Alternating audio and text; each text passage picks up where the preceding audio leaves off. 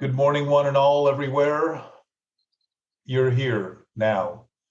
We start a little bit early with the group that comes together on Sundays just to say hello and begin to focus what we're going to discuss on today.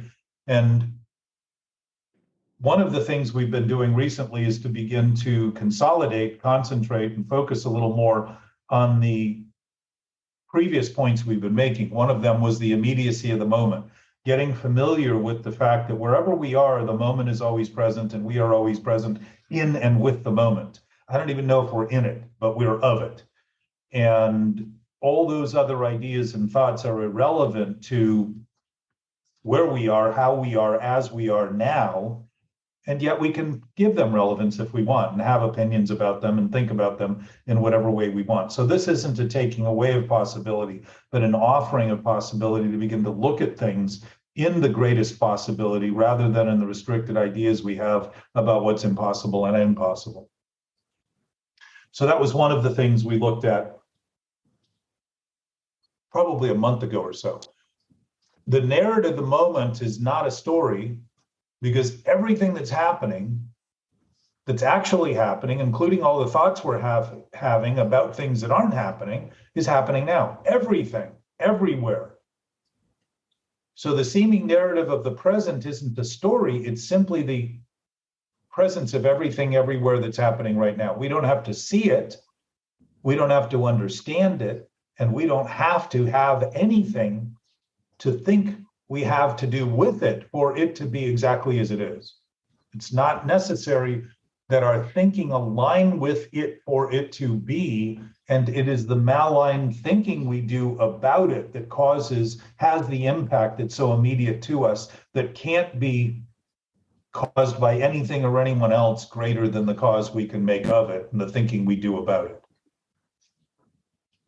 So the immediacy of the moment's important in terms of recognizing that it's always here because it's all that we've ever had and it's all we've ever been, even when we thought we weren't in the moment because we were thinking about things that weren't happening. And to think that we're not in the moment because we're thinking about things that aren't happening gives thinking a primary prominence and existence to say all that exists is thought, my thought, our thought. There's nothing more than that, which would be to say that there was absolutely no universe before we started thinking. And there's a fairly good amount of evidence that that may not be the case. Maybe it started the moment we started thinking, and before that, the universe there was no life here. It seems to me pretty obvious that there was, but it's not to say you can't imagine and think that there isn't. So the presence of the moment is in fact where we always are. And all that is happening here in perfect order, regardless of whether it's maligned or aligned. It is happening, whether it's delusional or whether it's actual and whether it's realized is irrelevant to what's happening. It's all happening right now. So if there's any mysteries in the universe, it's not about what's happening, it's about what we think of what's happening, how we think of what's happening. That's the mystery is we keep thinking collectively, I'm going to go out on a limb, that how we think of things is more critical than how things actually are. And the questions that come from that thinking have never quite been answered for humans to still be seeking an answer that seems to be answered by answers that ask more questions, which I would say aren't answers effectively. They're like massaging a sore without getting to the source of why the sore is sore. It may feel better, but the underlying issue isn't being dealt with. And that's what we are here to talk about. And that's what the concept of this addiction to thinking that we do, discussing it openly and looking at it as something that has been a mental dis-ease, a lack of ease, is an indication that what we're doing isn't easy, natural, healthy, and aligned with how things actually are. That our own predispositions are in fact positions we've taken in ideas that seem to put us at odds with reality and truth, when in fact we can't be at odds with reality and truth because it has no impact on reality and truth. But we can think we are at odds with reality and truth and then blame everyone and everyone else, everyone and everything else for what's happening to make the impossibility seem impossible when it's our own thinking about possibility that's actually impossible. So fixing what's happening as though it's somewhere else is a broken idea. And when I'm thinking about things that aren't happening as being the solution to my problem, I'm always looking elsewhere for other things to solve the problem rather than recognize if the problem's being created by the broken thought I'm having here now, then the solution is beginning to notice what I'm doing, that I'm doing it, rather than what, why, where, when, and how I'm doing it. All those questions are precursors, or they're consequences to the precursor that I'm doing the thing I'm doing to cause the questions. And if I'm filled with questions, I'm filled with doubt, because questions are always asked on the basis of doubt. And if I'm filled with doubt about what I'm doing and think the next thing I need to do is the thing that comes from that doubt, I'm probably, if not absolutely guaranteed, to be doing the next thing that's doubtful and wonder why the problem continues and continues and continues and continues. So the mystery isn't in the universe, because everything that's doing everything that it's doing is doing it right now perfectly. So there's no mystery in that. I don't need to understand it for it to be doing what it's been doing, because it's been doing it as long as it's been doing it, to have us here to even consider what we're doing. So the fix is not in the how do I stop it? The fix is in beginning to notice, what am I doing to start it? What is it that I feel compelled about to begin to start this problem? So when I think my thoughts are real and true, and I think my conclusions are real and true, and I think my decisions are real and true, and I think my choices are the only thing I can do, rather than a simple choice, I begin to think who I am is what I think. And when I think who I am is what I think, I begin to get very concerned about what other people think, not oddly. Because to distract myself from what I'm doing requires I be consumed with more and more about what other people and other things are doing. And if that's the case, I've only created an obsession to distract my attention from what I am doing to make believe it's about everything and everyone else. So I begin to worry. My worry begins to be about what other people are worried about. I worry about what they're thinking about, their opinions. And I find myself caught off guard, which suggests I'm commonly on guard, that my natural state, my predisposition is on guard, protecting. And what do I want to protect against? People who don't think like me. So my friends tend to think like me. And people I like tend to think like me and then act like me, and they don't challenge me. And I call them friends when, in fact, the people that do challenge me are giving me a greater chance to grow and notice what I'm doing than the ones who go along with me and give me the impression that I'm right, which is the same impression I want to maintain in my own thinking that's actually wrong, or I wouldn't be defensive about it. So things are not as they seem or appear, but as they are. And our thinking only changes our experience of things, not the things experienced. We may impact those things by what we do as a result of that thinking, but the thinking that starts to impact us before it impacts anyone else. And that's a greater sense of knowing that we all share. So we're here to talk about that greater sense of knowing and notice that it's actually always present. And the only difference between expressing that and expressing the preoccupation of thoughts that we tend to go to, thinking they're the only things we can do, is the difference between whether we want to act out of fear or act out of a more inclusive nature of what love would be, which would be inclusive of everyone, not just talking about my story, my way, my this, my that, but ours. What do we share? What do we share in common? And that's what we come here to do. Successfully or not, the chance to do it gives us the chance to realize what we may not otherwise see and yet know. But this is about introducing to thinking a new chance to think in a way that's aligned with things rather than maligned. Rather than causing the conflict, it begins to just align, and the current can flow naturally, like anything does that's unobstructed, like water would if it were unobstructed. So that's a little bit of a preamble. And anyone out there, by the way, listening, there's a presumption in this, which may be presumptive and not warranted. But if there is a knowing nature in life, we all know that nature. And if that nature is knowing, then we all know we know, and we're aware. So when we talk about this, sometimes it doesn't seem understandable to thought, but can also seem right in a way that doesn't make sense. And I would point out that that is, in fact, that greater sense of awareness that we've always known and haven't thought we knew because we were thinking so much about what we thought rather than what we were actually experiencing in a greater sense, and giving credit where it's due rather than trying to take credit where it's undue. So that's a preface.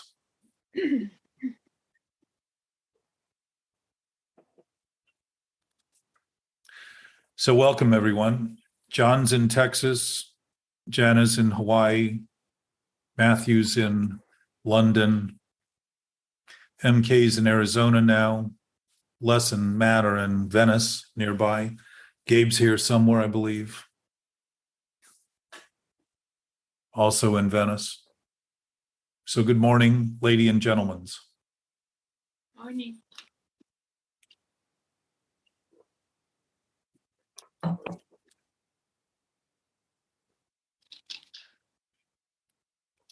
Anthony, where are you today? San Diego? Yeah, San Diego. Okay.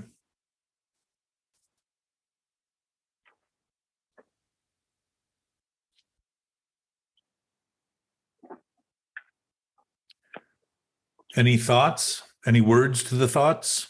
I've had an interesting experience that I believe that our group has helped me to expand on. I have a grumpy neighbor that lives right on the road to Hana Highway. He's a Vietnam vet, and he is clearly not in the here and now. Anyway, I've been communing with him for, I guess, about 6 months now. And he has a litany of complaints about everybody and everything. And at first I was defensive and I thought it was rough and I didn't want to be around it. But I just, for some reason, intuitively kept going back. And I've been like water on a rock to him. So I make him food like twice a week. And we go and feed turtles together. And the whole time he's yapping these horrible, litany of complaint things. But the more that I didn't, the more that I just made our thing inclusive, and I would tell him, I love you as my friend, and that you are my brother, and that, you can make a conscious decision to be happy or not happy, but whatever. So finally, after 6 months, I got him in my swing in my front yard overlooking the ocean, and he started laughing, and I filmed him and I sent it to him. And I have not heard one ugly, mean, or bad complaint out of his mouth for 9 days. Well, that sounds like some relief. It is. It's great. It was, instead of like barring myself against something that was ugly, mean, and bad, not judging it and just allowing it to be what it was, and to just tell him it didn't matter. You can do whatever you want to do, but I love you because you're my brother.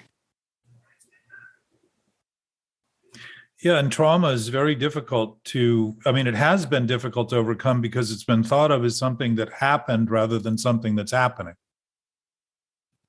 And one of the early points you made that he wasn't present in the now is, I would say, good morning, Arliss. Good to see you. Trauma is, my sense is present traumatic stress is what's caused when we deny what's happening presently and think that it was somewhere else and think we're going to straighten it out from an experience that's no longer happening and wonder why we continue to maintain the stress and it doesn't seem to go away. But one of the things to also consider, Jana, is that all of that stuff, and Anthony said this earlier before we got started when he was talking about his issue, all of that stuff we're doing about the story and all that is always happening in the present, here and now. It's always present. And we're always present, even when we don't think we're present. And that transition, when I allow for others to be present, regardless of how they're speaking, acting, behaving, whatever it is, it starts to, it literally gives more room. Like you're talking about giving him, you were giving him that room and he responded. The room got plentiful. It got bigger than the one in his head that he thought was the only room he had, or whatever it was he was doing to limit it. When we concentrate it, it becomes a lot more difficult to seem possible to let go of compared to a more extent. It's like putting a drop of arsenic in the ocean. There's not going to be any impact, but put it on your tongue, or cyanide, put it on your tongue, and you're going to get a response very quickly. My natural reaction was to set rules for him, because I got him on my deck one time, and for 3 hours it was just this dialogue. And then somehow intuitively, I just let that thought go and thought, maybe I won't put myself in situations where I have that much time, but to never ever tell him that he couldn't speak of what he wanted to speak of. And he worked at a local church for like 3 years and put in like 40 hours a week and took their little shop from 2,000 square feet to like half an acre, this huge project. And they fired him and he was devastated. He was just devastated. But so I went and talked to the lady and I said, why would, after all this hard work? And she said, we just couldn't bear his dialogue anymore. And I said, all right, well, I was just curious, like, did he do anything ugly, mean, or bad specifically? And it was just the dialogue. But literally by giving room, which it wasn't my natural instinct. Yeah. It gave me so much freedom too. I mean, yeah. Well, and you're really noticing the room, and the idea you're giving it is something that gives an impression that he might not otherwise have it. But when you notice it, he notices it too. Everyone does. In the same way that we all make each other's lives more difficult when we're difficult, when we give room, it's obvious to people. They end up experiencing it. They might not make sense of it quickly or understand it, but they're what happens in relation to it changes because now they're not operating on the same dynamic. Right. Can you tell us that story, Jack, about how you helped that one man that was challenged as residentially challenged? I don't remember which that was. Yeah, the guy with the knife. Oh, the guy that stabbed me 4 times and slipped my foot. After you were trying to help him. Well, I don't know that I want to get off on that bender, but the point is that. Sorry, holy fucking shit! I don't know. Are you all right? How long ago was that? 15 years now. Oh, not saying that. Oh, I'm like, you're looking. I realized I wasn't helping him at all. I was helping him to the idea that his insanity was the best thing he could do, and it turned on me. But it was a good lesson. I didn't catch that. Could you try again?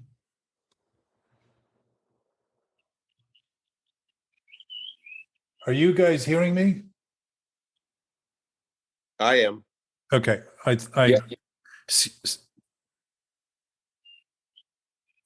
For some reason, Siri is popping up on my screen, which is I've never had happen. Yeah, she wanted to check out this meeting. She's hear you talking about it all the time. She's so obsessive. She wants to see if Katie's right or not. But the broader issue and implication is that nature is natural and healing is natural. And we become so accustomed to thinking about diseased from a diseased point of view that it seems to take forever to resolve, because we're constantly reigniting the disease and the thinking we're doing about the thing we're thinking about, rather than beginning to notice this infinite space isn't even space. It's just something that's beyond comprehension, to realize that there are absolutely no bounds at all. Self-centeredness is the idea that I'm at the center and no one else is. That means I'm at odds with everything and everyone. Stephen Hawking said that in an infinite universe, everyone's at the center because there are no edges. And the difference between those two is one is inclusive of everyone being equal and indivisibly whole and completely useful and part of rather than apart from. And the other one has us thinking we're alone in a universe that's intimately interactive in all respects, feeling alone comes from thinking thoughts with no denominator, no substance. There's a zero at the bottom, and we keep adding more and more to the top, to the numerator, thinking someday it'll be big enough, and it's going to count someday when the denominator always remains zero. Yeah. And the beauty about zero is that it's freeing. To have no obligation to do anything is freeing. But so too is the responsibility of recognizing that when we do things, we are responsible for the things we do. And to mistake those things as something happening to us rather than something we've chosen is to make believe that we are irresponsible by nature, when in fact we are perfectly capable of thinking irresponsible thoughts and acting irresponsibly, because our nature is in fact responsible. It's not a question. Is that why the churches didn't like the zero? And it was... Yeah, well, they thought originally when zero was introduced, and I forget the year, but it was in the first 1,000 years of written human history, I believe. When it was introduced, it allowed the transition from having tablets with the hash marks stored in buildings that they could have been storing grain and other crops in, to simply account for numbers that were completely unwieldy. And zero allowed numbers to be carried and calculated, but it also allowed them to be disappeared by multiplying by them or dividing by zero. All of a sudden, numbers disappeared, and that was seen as magic and heretical. Interesting. And as a result, satanic and demonic. And yet, what is the whole computing system today but ones and zeros? The binary system is based on nothing and something, nothing and something. And in fact, space provides our universe in terms of space. It's majority space that provides the room for the matter that exists. There's very, very little matter compared to space. But now the physicists in the conversations that are being held, and Matt, Gabe, you may offer more than I can on this, are starting to see, like Einstein saw, that gravity was in fact in the space. That what seemed to be nothing is in fact something. So what might seem nothing to us in terms of a substantive nature may be the absolute nature that we all share, that is unseen. It isn't seen by eyes, and it isn't smelled by noses, and it isn't touched by fingers or bodies, but it is absolutely known because it is our absolute nature. And that's a very different sense of knowing, because now it pushes the senses aside, or at least gives the senses credit for doing what they do in relation to our human experience. And if we begin to see that the essence of our nature is essential, so it's not optional, it's not negotiable, it's not something we can give or take or not have, because it's indivisible, inviolable, immutable, absolute, that it is what it is for all of us, then beginning to express that nature, I suspect, is what thoughts are designed to do. They are like a channel where we express the love, we express the generosity. Intuition is knowledge beyond reason, meaning thinking isn't included in what is known. Thinking isn't a part of what is known. So thinking really strives for understanding, and if we misunderstand what thinking is for, the chances are thinking's going to implode, as it has, in depressive consequences. Here's some food for thought. The Morning, Sturgis. three most Good common morning. the three most common atoms in the universe are hydrogen, helium, and oxygen. Carbon is fourth. So it's like less than 1% or something like that. But the amino acids that sort of start our life and start our bodies and are part of our bodies are only made in the dying and explosion and compression of stars that turn hydrogen and helium into other elements, heavy metals, as it were. So all of the elements. Yeah, so we're all literally made of stardust, exploding stardust from millions of years ago. And so when you talk about that knowing, that ever-present being, you're recycled material from a dying star millions of years ago. That will, again, our star will explode and we'll all get, thrown out into atoms of other things again. So it's always recurring, it's always happening, and we're always part of an older star and a newer star at the same time. It's Well, and it's happening right now in our bodies. I think Deepak says that our bodies completely transform all the cellular structures every 7 years. They're constantly in motion. So they're always working. And transformation is always thought as something that is rare when it's something that's always happening, because forms are transitioning. And this life form we have isn't life. It's just a form of life. It's a possibility of life that somehow, I don't remember choosing it. Maybe I did. Maybe we did. I don't know. I don't have that memory, but I know that if I'm here to even question it, it's some indication that I have a sense of existence beyond the body to even wonder and have any awe at all and have any potential for risk and the adventure of looking into things that might seem unknown, but may well be known at a level beyond the thinking. And if all I am threatened by is the limits of my thinking, I'm doing exactly what people did when they thought the horizon was the end of the world and thought beyond it was doom. I'm thinking that same doom is at the edge of my own limited thoughts if I probe beyond it. So I stay at the center trying to keep fear at bay, while in fact I'm afraid at the center by knowing that I'm not even at the center of anything that exists other than my thought. In your writing this morning, Jack, did you say that it's imagination is like a double-edged sword, almost like it's one of our greatest assets, but can be one of the worst? Well, the problem is when we take something that we've been given to create and innovate and imagine the capacity we have as humans to express that, if we begin to imagine that it is in fact reality and truth, we're trying to impose something on it that it isn't. It's made to express it. That's like asking a car to come into the house, pick us up, throw us into it, and drive us somewhere. It's not going to work. It's just not part of a car's design.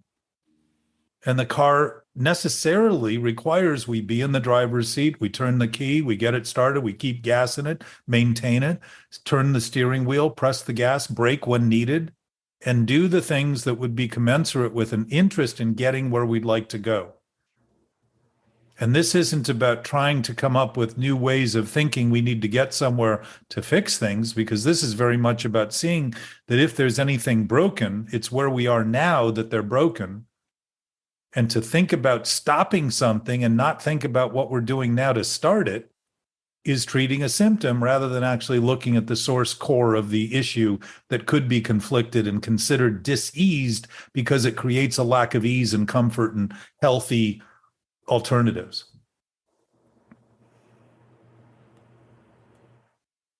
So yeah, Anthony, it's interesting in an infinite realm, the opposite of the infinite is infinite. In this seeming relative realm, the opposite of something is the opposite. But what we miss in that is that those opposites are part of the same thing. They're actually, if you think of the word opposition, it's just a position. It's an opposing position. It means it confirms the other extreme rather than denies it. So again, in that thinking, Anthony, that when I twisted my thinking to think my thinking is reality and truth, I think the positions I take are real and true, and everyone else ought to abide by those, rather than simply see their choices on a spectrum, range from good to bad, right to wrong, up and down, etc. What do you think about destiny? You don't talk about that much. Do you give any credence to this idea that no matter what you do, basically the destiny is going to control everything? I think it's a popular name for strippers.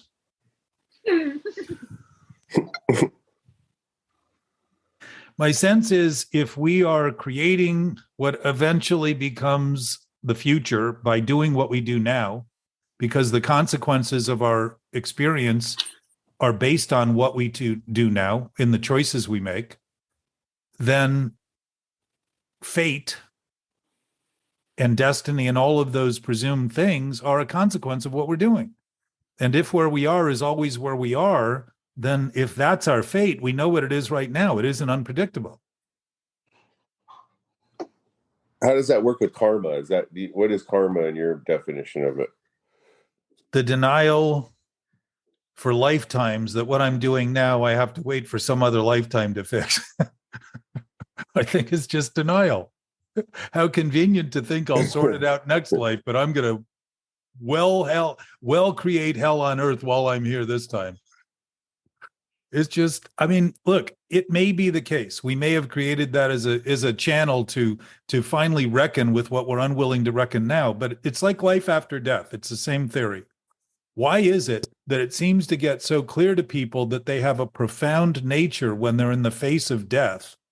And you hear people talk about it. There's lots of documentation of this now through history and also on documentaries that have been done about people who have witnessed this. There's one on Netflix that I suggested last year for everybody to watch that was called, I think it was Life After Death or something like that. But why is it when our experience is so threatened that pushes us so far beyond the bounds of what we call comfort, all of a sudden we have an awareness that's very pure and very clear and very instinctive to know that what's happening is happening? It changes the dynamic of our witness dramatically. What is it that we're doing on a daily basis to numb ourselves and insulate ourselves and keep ourselves from that gives us the impression that that's something that comes only once we die, and we're worried about what might happen when we die, but we don't seem to be that concerned about what we're doing when we're alive? And you made this point earlier, Anthony. I have done so little with my life. And my sense is that we're not afraid of dying. We're afraid of not thinking about ourselves in the way we think about ourselves, because it would be the death of that self we thought we were, which we weren't and never have been. It's not even something that to give an ego credit for dying is to give it credit for living. And it is no more than a thought thinking it is real. That's it. Nothing. It has no basis at all. Like lies have no basis except my continued belief that I can hide it, that it's doing me some good, and that other people goddamn well better believe it. What is that? That's a hateful, spiteful position to take. That isn't healthy. It's a rumor parading as truth and reality. And I have a rumor mill in my head when I'm perpetuating lies. And I would suggest that all of our anxious disturbances are witnesses to lies we're maintaining we don't think we're maintaining. And if you simply take what's happening and let that be the case, like if you're doubtful, notice the doubt, give the doubt credit for being doubtful because what you're thinking is questionable, period. If you can relate to what's happening in the simplest manner now, your relation to it will be at peace. And all of a sudden you will think from a peaceful platform rather than one that's further disturbed by maintaining the thing, thinking you've got to figure it out and ending up making another disturbing decision. That's what addiction is about. Constantly doing the wrong thing in some new way to be sure that we can't keep repeating the wrong way in the guise of doing it new. And well, this has never happened before. Well, let me tell you, nothing's ever happened before. We have all been at the forefront of everything that has ever happened, as long as everything has ever happened. The one thing different about the moment is that it's new. That's it. And if the newness has always been new, that's been consistent the whole time. We've always had new moments. What does that mean? Everything that's possible is always possible right here. So if I come into this with impossible thinking and think that life is impossible, it's the imposition of my own thinking that has caused that impression. And what do I blame? Life. That's a pretty big stretch. that includes the whole universe has to be wrong to support the contention that I'm wrong. That's crazy. That's the drag show next to Destiny. Yes. That's Destiny's Child, actually. So we even say God damn when we get upset because our God is ego, largely. We think what we think of God is who God is, rather than God is what God is. So the damnation is my thinking, not God. And the imposition of my limits on that thing to think it can be contemptful, hateful, unforgiving, and all that, when, by the way, all of the descriptions of God typically fit the typical psyche of any given human. Almost exactly. Isn't it interesting? We would imbue an absolute power with all the characteristics we have. So we've created a God in our own image and likeness and wonder why we're afraid of it while we're scared to death of making believe, even conceding the fact that we could be at the center of that creation. That's pretty sick.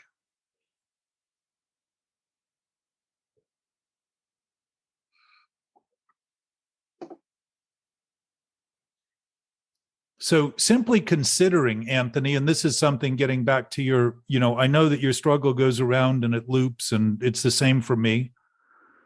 When I am in those loops, I just repeat to myself that truth is true and reality is reality. Truth is true and reality is reality.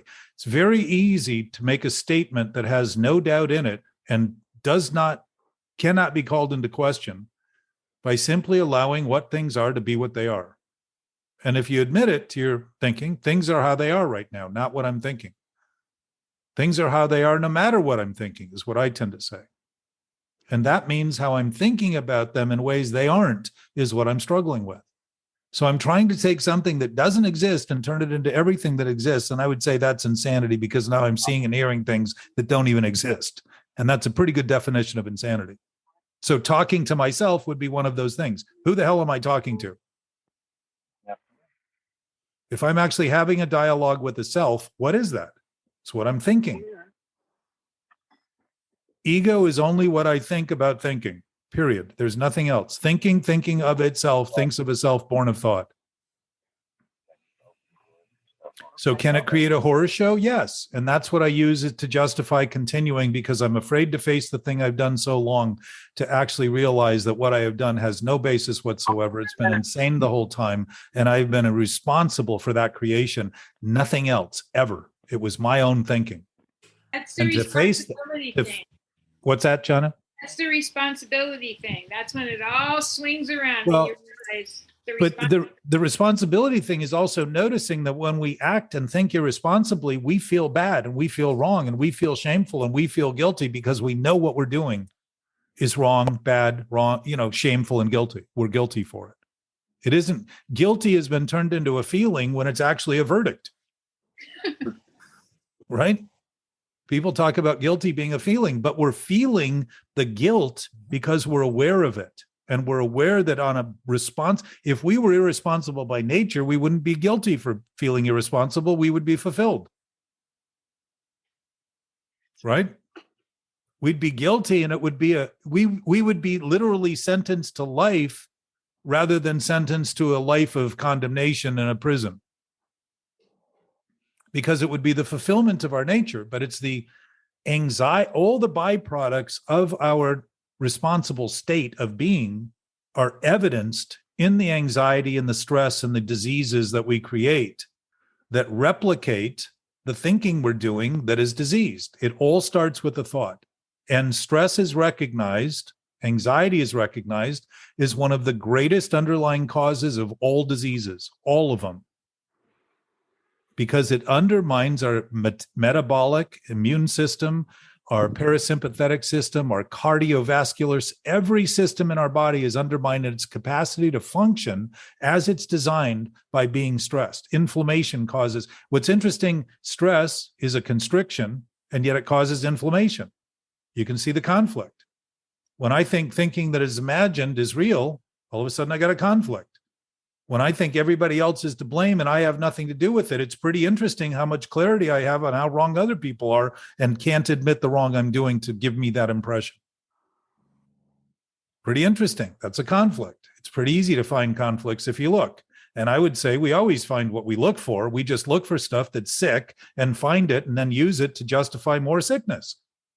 Everyone else is to blame. It's what they did. It's not what I did. Well, nobody's going to listen to that. Nobody's going to get, everybody does that. How are you ever going to convince everybody of that? Well, let me ask you this. If it's sick, everyone's already been convinced of something that's pretty sick. That's pretty good proof it's possible to talk about things that aren't sick.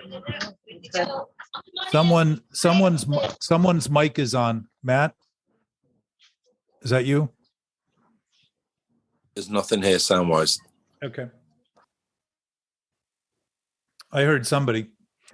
But if we are sick enough to make believe it's impossible for people to ever change, isn't that pretty fascinating that we can say it's impossible to change in a direction that's healthy and yet concede that the disease condition is natural?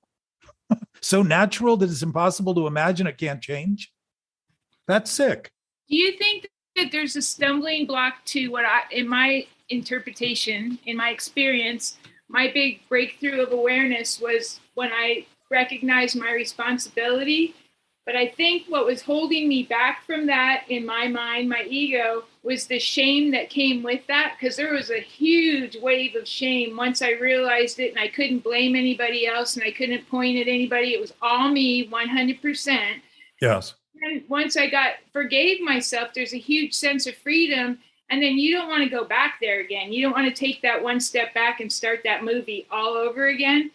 And you just want to share that freedom. But it took months. I think there's a stumbling block, Anthony, that you don't want to accept the responsibility because of the shame that is attached to that. And if you could just forgive yourself, you would never need another storage container again, and you could be of service to the rest of us.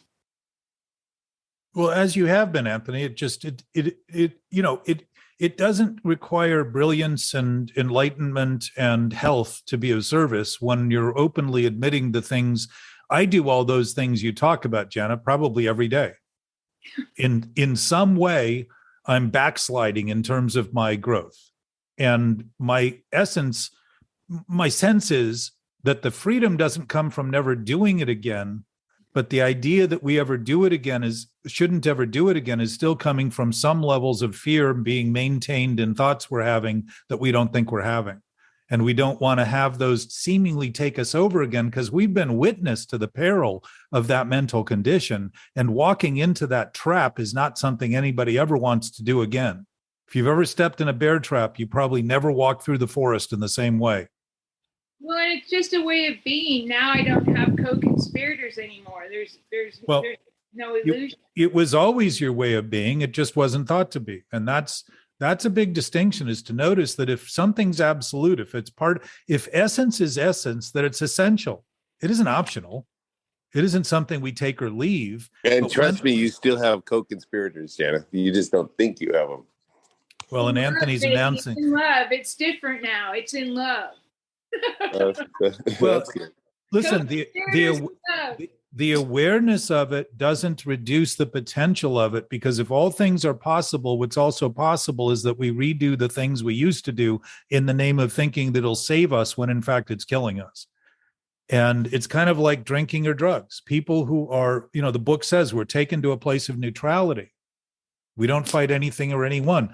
That place of neutrality doesn't suggest that we can't ever drink again. It simply suggests that now that we have perspective, because we're neutral, we're in the center, we actually have the viewpoint of the extremes.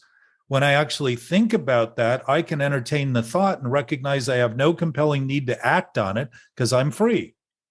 But that freedom also comes with knowing, if I do act on it, exactly where I'm going to go, because now I'm not stuck in a single position trying to deny all other positions and thinking that by thinking it won't happen again, I can do the thing and not face the consequences I used to face. It becomes possible to drink. I just know exactly where it's going to go for my body, my allergy. I know what I'm going to do with it, and I'm not interested in going there.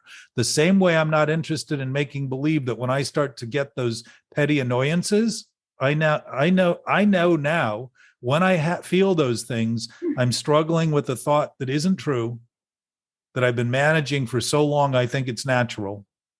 And I begin to simply concede this is not natural. It isn't true. It's something I'm doing. Something I'm doing. Thinking is something we do. I can't be what I do. I'm going to use that as a mantra. Something I'm doing. What are you up to now, Jack? Yeah.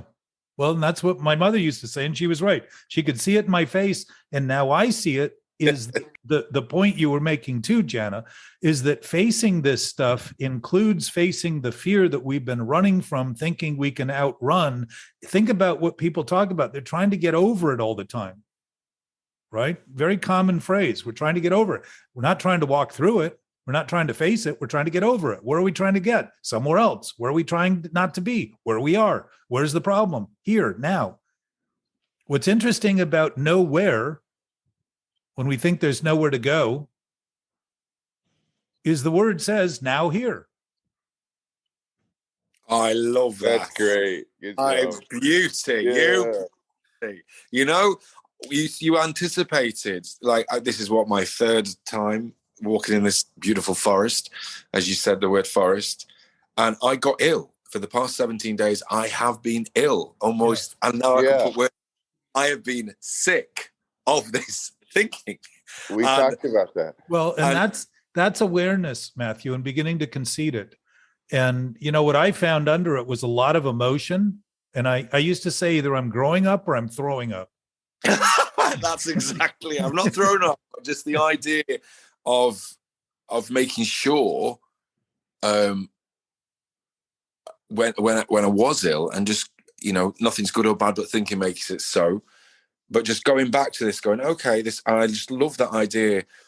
When you spoke about we know, and it's right in a way that doesn't make sense, because I've still stayed where so that positioning of not going on the titter-totter, not going to those extremes, those different positionalities, but being where I am, and then seeing that revulsion from other people. And it's like, I'm not going to join you in that. And also the thing about being a bit rude and just going, or, you know, connect with people and going, oh, I found X experience, A, B, and C. And that was not the response that I was supposed to be complicit in. And just the idea of those interconnections or bonds, I'm just loving the chemistry here, the interconnections with uncivilized thinking, that we're being insulting and degrading and denying our own health. Yes. Our We're killing own ourselves. And It's the an stress active suicide.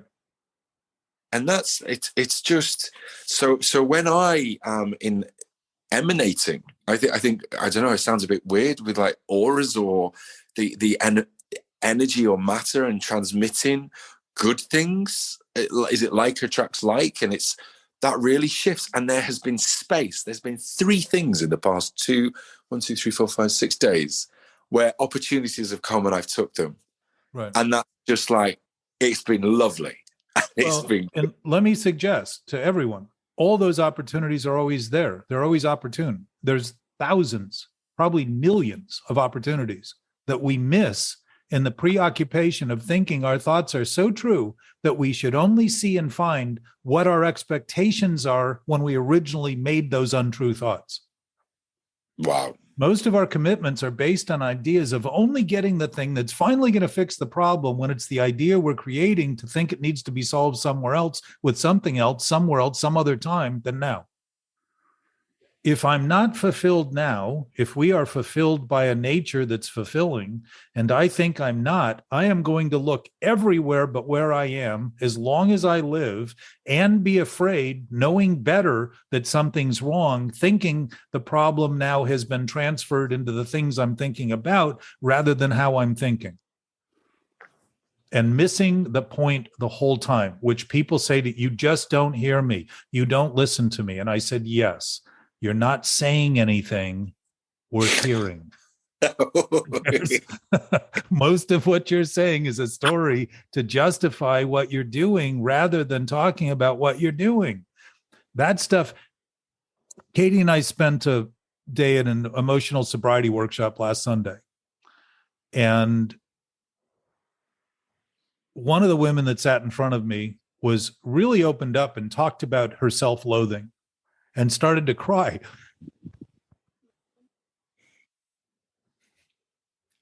And, you know, I've never been moved. I thought being cool was the goal in life until I realized that that's the condition about 20 minutes after death.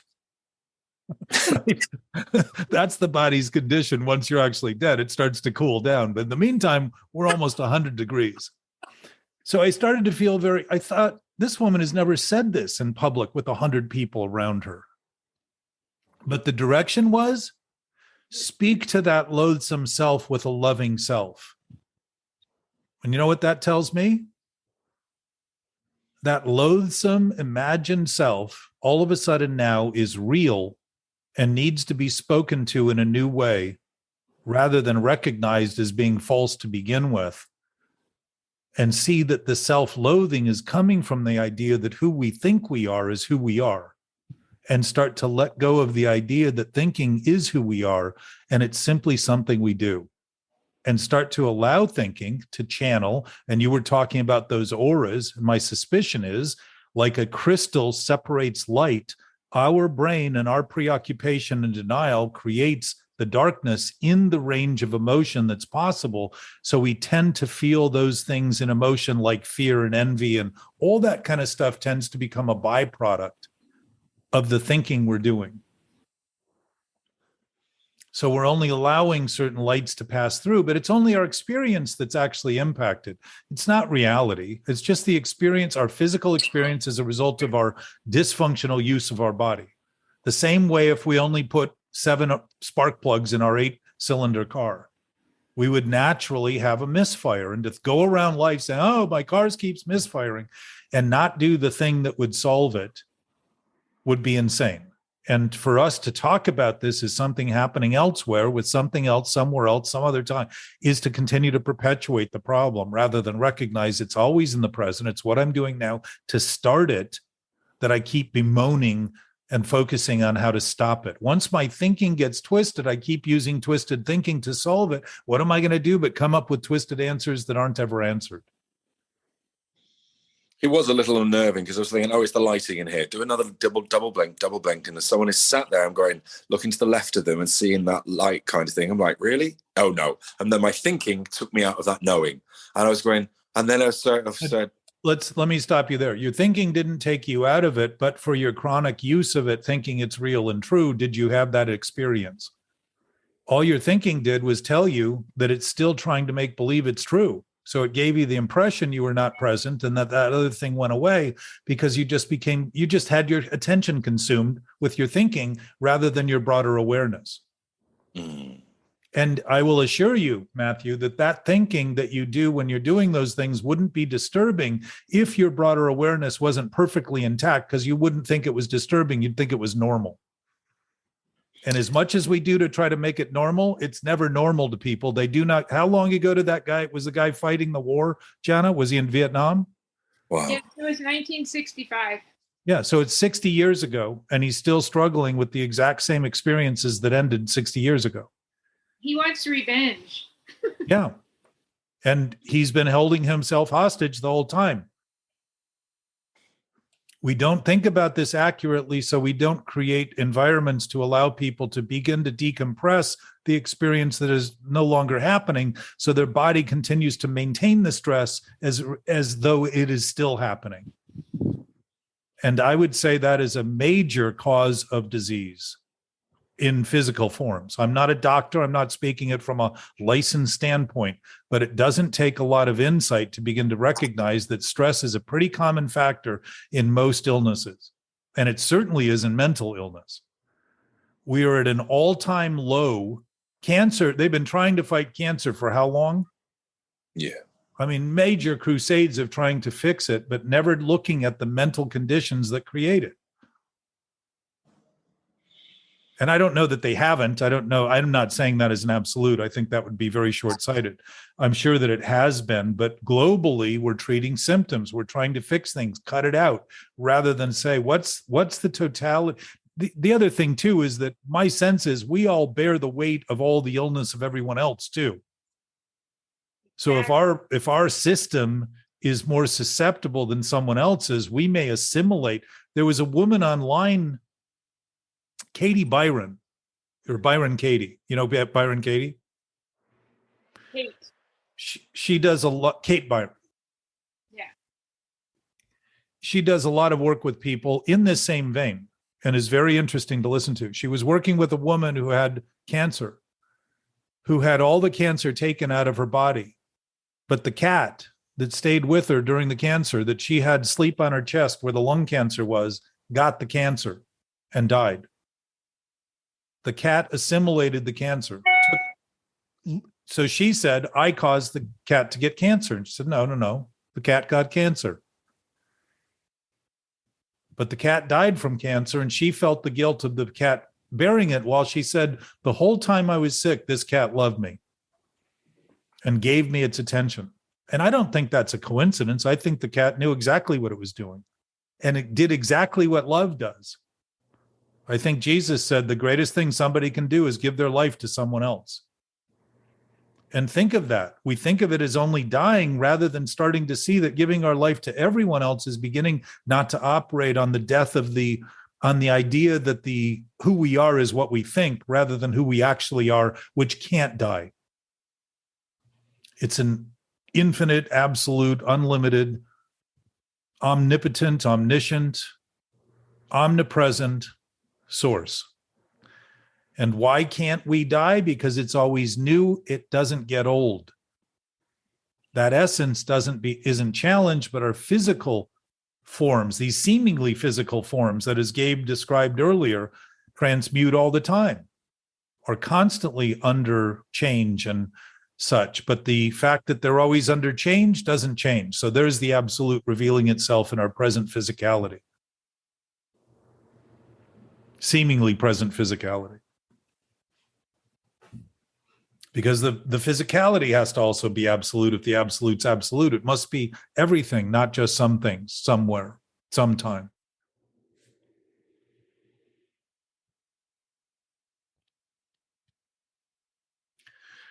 So to counter something, like you were talking about the teeter-totter, is to think that an opposing position is going to bring balance, which it can, but then it just requires constantly maintaining that balance, which isn't freedom.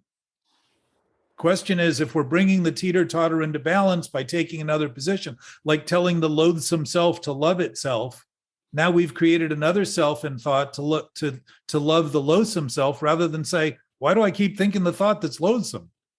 All it is a thought that's loathsome. And what's the loathsomeness in it? That I think it's real, that I think it's true. What am I doing when I do that? Denying that truth and reality exist except to my thinking. That imbalance cannot be reckoned with until it's noticed, until it's allowed, until it's seen for what it is in the present, because it's the only place it ever is. The chronic repetition of sick thoughts is sick because we constantly reintroduce and restart the thing we claim to wish and hope it would stop. And what better way to continue to do it but to focus on the stopping of it rather than the starting of it?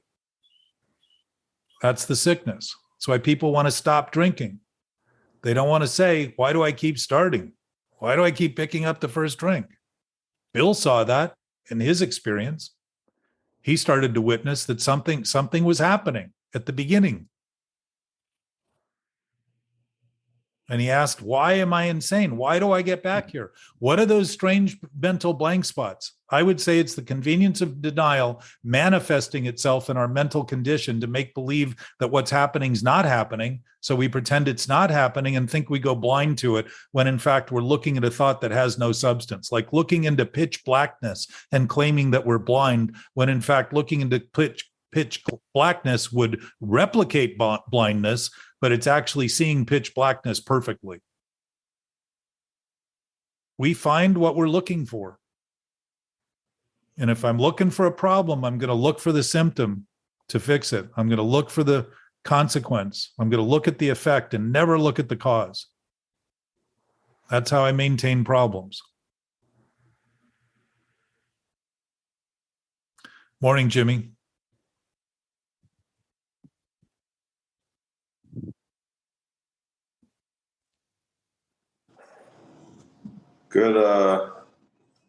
Good afternoon from New York City. Yes, it was good to see you last week. Jimmy and I had a chance to spend some time in New York Tuesday morning. Yeah, that was awesome. Thank you. A lot about buildings. Hi, Jimmy.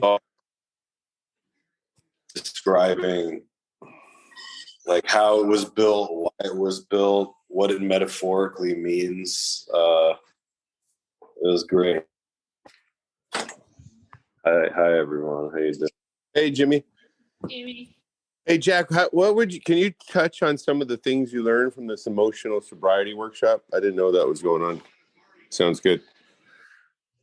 Well, Bill Wilson talked about it. He wrote a letter in 1950 or 51, and somebody had written and said, you know, there's a passage in the book that he wrote, obviously, and it was, I think it's on page 64 of the 12 and 12. So somewhere in the late 40s, early 50s, he wrote it, and it said, having been granted perfect release from alcohol, why shouldn't we be able to achieve this by the same means, perfect release from all of our difficulties and defects? Right? So that was a question. Second question, he said, perhaps this is the riddle of the universe. Well, what are things riddled to? People that think. They're not a riddle to the universe, they're a riddle to things that think. A knowing universe doesn't think, so it doesn't have riddles. It isn't unanswerable. It isn't a quandary. And the third thing he says is perhaps the answer is only in the mind of God. And I would suggest that he's saying, whether he immediately intended it or for the long term, that who we are by nature is in the mind of God. That it isn't something we can divest ourselves of. It's something that we can only question if we are of it, because what we've been given is the chance to look at our thinking. And that is very rare amongst all other species on our planet. I don't know that that's true throughout the universe. I would say the breadth of the universe allows for a lot greater possibility than I might imagine. And to simply imagine that begins to allow an entertainment of thoughts that would otherwise not seem possible. So in saying that, he also wrote a letter about emotional sobriety. And one of the primary aspects of it was that he said, it was not until I cut away false dependencies. And he was talking about admiration, people appreciating him, finding that it was never enough, wanting more. Admiration, and I forget the other one that's in there, but you can look this up. It's about a page and a third or so, very simple. But he talked about the old timers beginning to see that this may be the future of AA, is effectively what he was saying in that letter. Emotional sobriety. And what would sobriety be? Sanity, according to the second step. So sobriety is sane living. What is that? Honesty, principles. It's operating on a basis that's fundamentally in place, not something I come up to in thought and think I've got it and you don't, because principles are indivisible. Principles are equitable. Everyone participates in that. If they're principled, they are essential. And if they're essential, or if they're essence, they are essential, meaning we can't be without them, regardless of what we think of them. So my experience is that the mental condition that is the underlying disease of alcoholism, drug addiction, all addictive tendencies, all impulsive, reactive, and compulsive behaviors. And I don't know anyone who got sober that didn't find they had other compulsive behaviors and impulsive tendencies, irritabilities and restlessness and morose tendencies and depression and all that kind of stuff. I know everyone I've ever known has had some bout with that in some way. But it seems to me that what we've learned to do is do more of the opposite we're doing to bring back into some balance the thing we're doing, so we're not completely out of balance. We're bringing it back into balance. And my suspicion is that's just a new form of self-centeredness, trying to think the thing out of balance exists in reality to even be balanced, when I'm trying to bring balance to the thinking I'm doing about it, rather than letting go of the imbalanced thought, which would be primary to the solution because it wouldn't continue to beg more answers. And my sense is that problems that beg more questions once they're solved are begging answers because they're not solved. So they're going on and on and on and on and on. And I would say that's the predicament of mentally obsessive thinkers, which I would say is anyone who engages in any thought, culturally, whatever it is, no matter how old, as though it's true and real, and thinks that their life depends on maintaining it. Would you consider yourself a mentally obsessive thinker? Sure. Even today? Well, I also consider myself an alcoholic and an addict, even though I don't use and drink. So the potential for those things are always present. The difference is I don't think insanely enough to think they're the only thing I should do. And the difference there is that as I start, I notice it very quickly.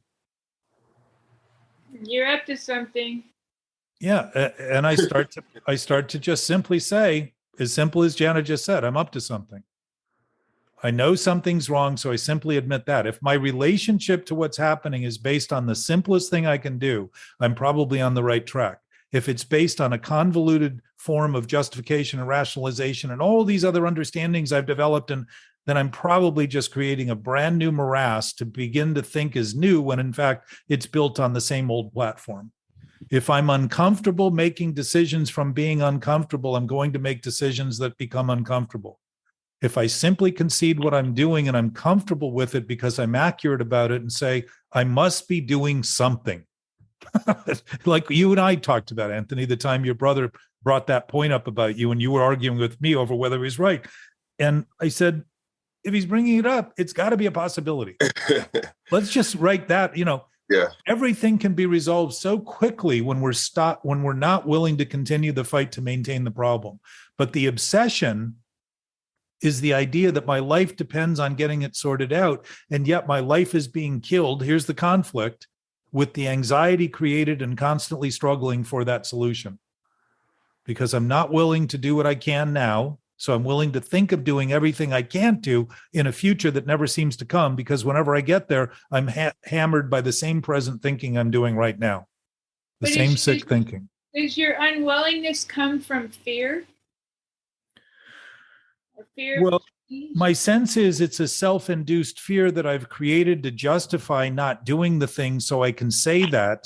But in fact, it's just a cunning, baffling, seemingly powerful problem I've created to give myself the justification. That's the beauty is to claim that I have no other choice and then make the choice the one insane thing that I can justify is crazy. How can I go so far to justify insanity and not be so quick to say there is no justification in truth and reality? It's already what it is. It doesn't even need me. I can stop thinking about it right now if I want. But those thoughts don't tend to occur when I'm on those tears, because that chronic nature. Our familiarity with angst, like physically, physiologically, mentally, our state of being as addicts, we're so used to that angst that we create it. I don't think we're used to it, but I think it's used. I don't know. I have a problem with people saying I just need to be true to myself and then setting the rules. Well, but think of the self they're trying to be true to. It's one that's a lie. What are the chances that's going to work? They never believe you when you tell them that, though. Why would they? They don't believe themselves.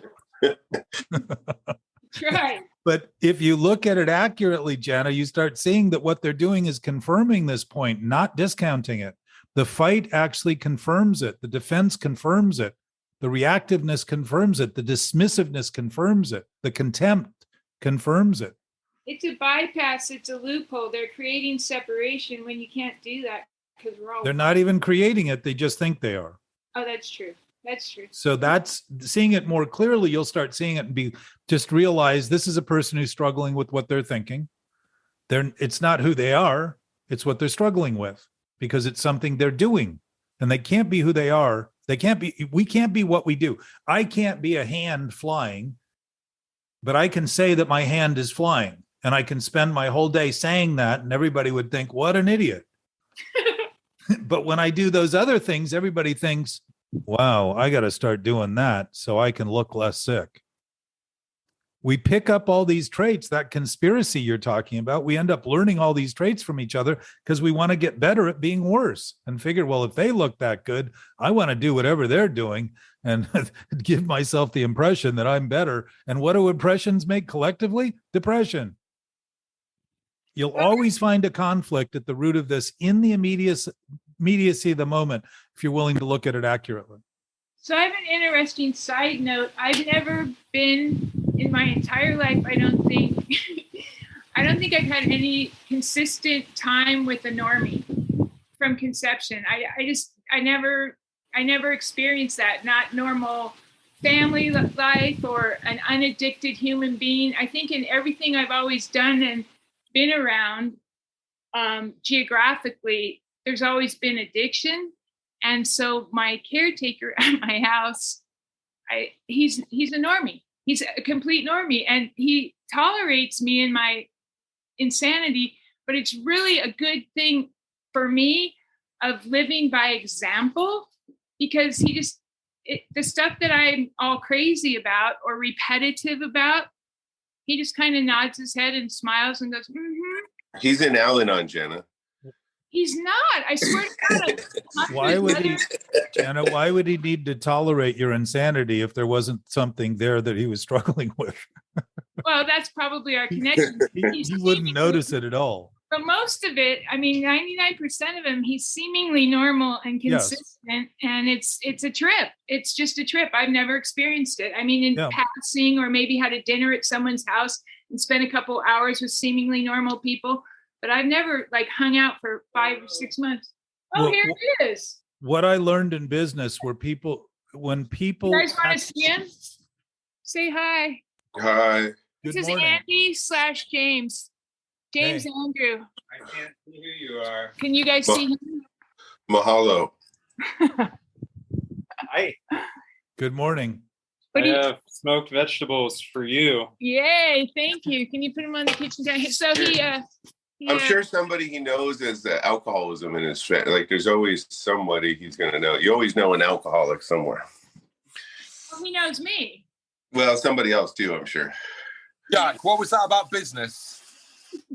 Well, what I learned is the people who seem most normal and steady, if you allow the bounds of the situation to exceed what they think they should be, they very quickly reveal they're not that sane. They are really Exactly. fraught with anxiety and stress over getting what they want. And my sense is, Janet, that if we're a species, just like a grove of trees, if one of the trees gets diseased, the whole grove is at risk. And for us to think we're exclusions to that while other people are suffering the way that we are simply because we don't have the immediacy of the overreaction, my sense is that addicts and alcoholics are people who are hypersensitive to their condition. So it's intolerable to them because tolerating it would be insane. It's like living in fire. You know, you go swimming and the pool's 180 degrees all the time. Just continuing to go back would be nutty because your skin would be falling off. But the difference is there's hypersensitivity and there's people who are sensitive and there's people who aren't. It doesn't mean they don't have a greater awareness. And if we're all collectively creating the conditions that are allowing addiction to be at an all-time high and mental illnesses and mental disorders to be at an all-time high and suicide to be at an all-time high, I would say we're all participants in that because we all share the same basic mode of operating. And whether someone is affected in the same way or not, you know, I know people who are susceptible to getting colds more often than other people. They have certain predispositions in their genetic code. The fact is that if our codes, genetic codes, have adapted over time to the stress that we've been creating, it's probably good evidence for all of the new diseases we're discovering and renaming, and also all of the allergies that have occurred over time. There was a time people could eat wheat and it didn't cause great problems that anyone was aware of. Before it was hybrided. Whatever we've done to it has caused an awareness because of the overall population starting to suffer it. It's horrifying. And now gluten is the new latest trend. And I'm not suggesting it isn't something that's a problem for people, but if we can create conditions in our body to cause greater allergies and greater mental illnesses, we can also, and those all reflect unnatural, unhealthy thinking. Certainly thinking healthy would cure and heal those things much quicker than the ideas we continue to promote that aren't healthy to try to fix them. We're trying to treat the symptom again rather than notice the cause and talk about it publicly as something happening to the individual rather than happening to the collective. Is that why there's something on a spiritual level, and then it says, then we sort ourselves out mentally and physically? But we're spiritual first, and then the rest flows from there. Well, we are products of a spirit. So, you know, you can't be the maker of the spirit if you're a product of it. If the essence of essence is essential, then that's what's been essential the whole time.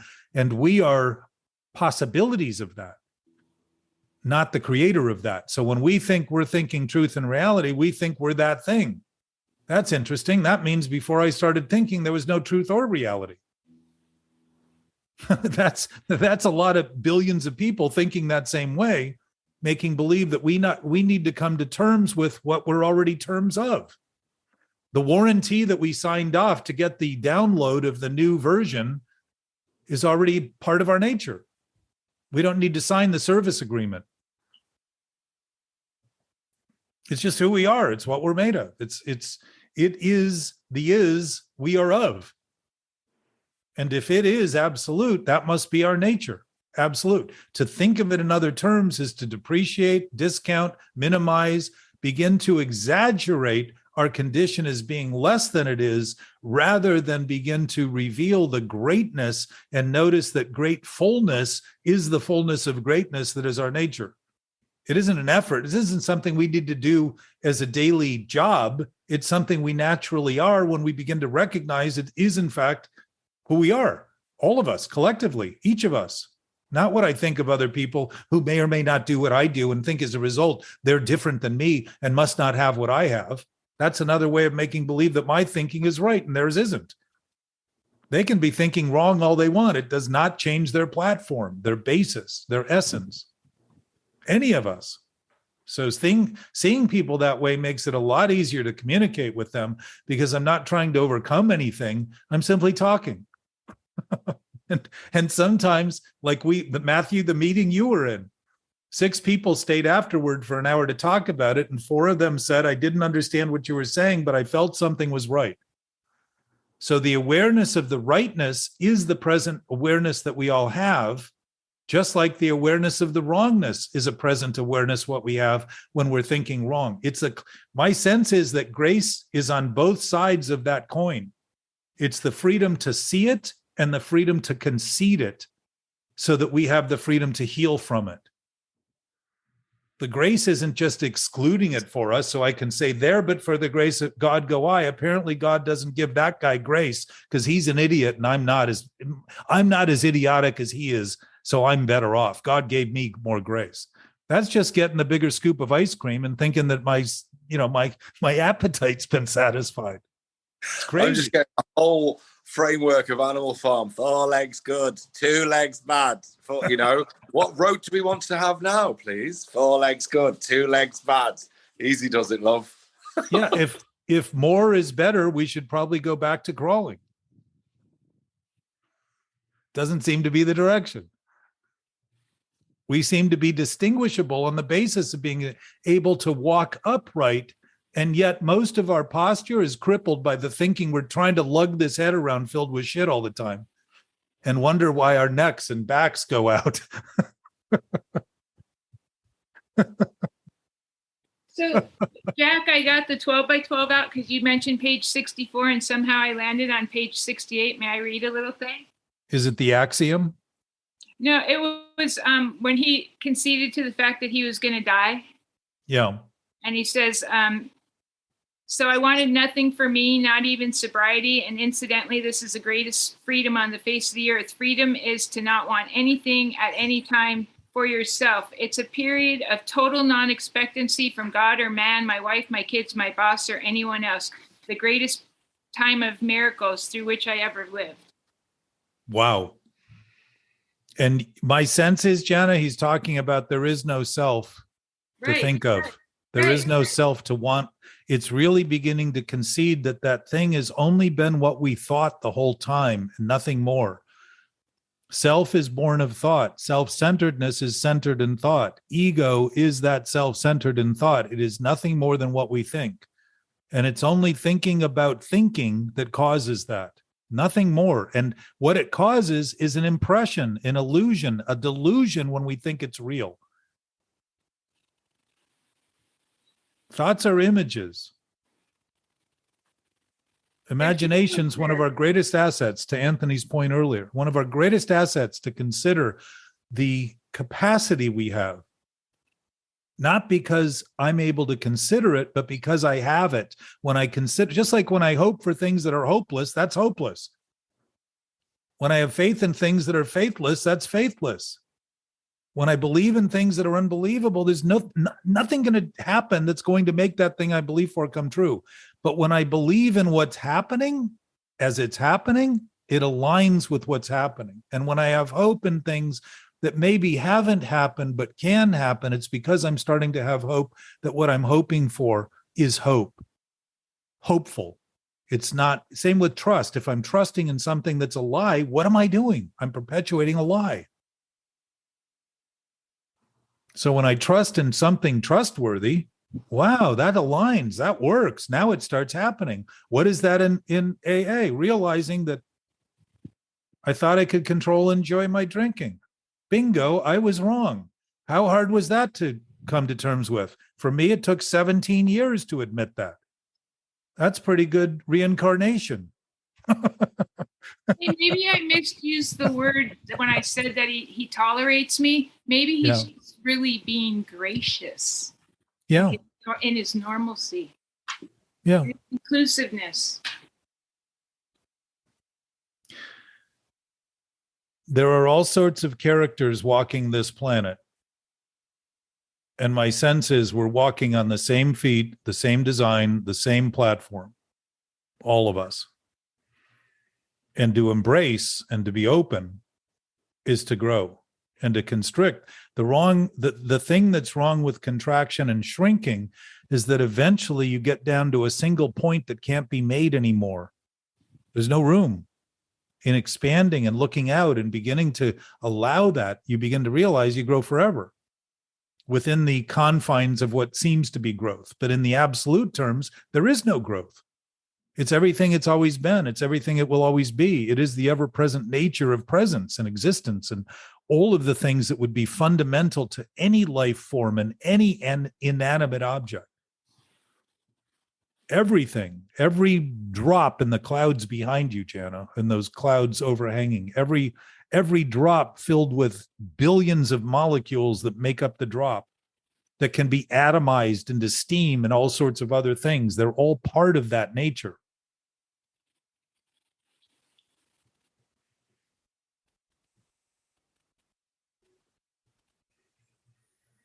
Interacting rather than interreacting is a choice. I And like that word, atomized. As I begin to see people as they are, which are beings that are whole and complete, I interact with them on a level very often. I don't need to say anything, and things happen that I wouldn't have been able to predict within the limited thinking of my presumptions, because I'm actually witnessing something more profound. Profound is being for finding, by the way. Where constantly looking and never finding is not for finding at all. It's for fighting. But it starts opening that up in a way that actually addresses the disease as a disease in the mind, thinking mind, rather than the mind, capital mind, the knowing mind, the present state of awareness and knowing that we must all share. How are we told that we can only give what we have and yet think that God is an infinite loving source only gives us shit? It's crazy. Or less than all that there is. That knowing we don't have to think we know to know, and when we think we don't know it because of what we think, we once again are turning God into our thinking. And only thinking what God is what we think. And everything else follows, including people, places, and things. And that makes a mastery of misery common. And I would say we have done that through history. And simply because certain people in that history have been able to live lavishly, it does not discount the point for those it happened to. And is happening to today. If we are part of the same thing, we are impacted by the same things. And whether we want to be witness to it or pretend we're not is a choice. And to pretend you're not witness to something that is expansive as everything because you think you're beyond it is to not be inclusive of it, so you can't be beyond it. You're actually segregating through thought the ideas that once again perpetuate this concept of being separate. Matthew, I see your mouth moving and no words. That's just pure being. No, you make me think of The Pedagogy of the Oppressed by Paulo Ferreira, and just the articulacy and being able to, the oppressor and the oppressed, and the idea of separation and separatism. And I'm thinking the transmutation or the transition of what becomes as a piece of art, a classic. There are, when we talk about the word universal, there are fables or parables. They re-articulate, if there's only certain 7 stories and they get rehashed in different ways through all cultures, through all different languages. I just feel my heart lifted with this idea of going, hey up, we're here. Let's share this. This is good. And it can positively, if it's about love at the end of the day, love and service, it's like, what the frig are you doing then? Yeah. And I'm like, and where's my position on this chessboard? No plug of the Queen's Gambit, but easy does it. But just where are we on this? Because, and it's just thinking, the words of revolutionized our thinking come to mind. Well, and think of obsessive thinking as a revolution around the same sick thought. So the revolution is beginning to see that when we have something whole, there's no transmission. There's just a present absolute experience that goes with us wherever we go, because it is everything we're going into or coming from. It is all those things naturally. At the end of a movie when nobody gets up because we're just in awe. Yeah. And you're, hey. We've been stilled. Or you go, yeah. That, yeah. No word, just sound. Phonology. Gives you so much freedom. Like when you used to talk a lot, you haven't recently, about the near-death experiences. And what I got out of those was the people never talked about love as in just LOVE. They always talked about the highest that they felt was accepted. They just fully felt accepted. Like everything had conceded to them. And, yes. But instead of saying love, they did say acceptance in the several books and movies, and everyone came to that acceptance thing. But the thing is, when we can accept everything as it is, that's the true freedom. But consider, Jana, that everything as it is does not require us to accept it to be. And that's how acceptance ultimately happens, is beginning to see that we're simply having it. Forgiveness is literally letting things be as they are. And if things are how they are, and I don't think they are, I've got a problem, because I create a problem which perfectly, like a mirror, reflects what I'm doing and what I'm thinking equally to what I'm doing and what I'm thinking. Doesn't condemn me. The mirror never condemns me when I hate seeing the outfit that I'm wearing in it. I'm a very spiritual person until I hear no.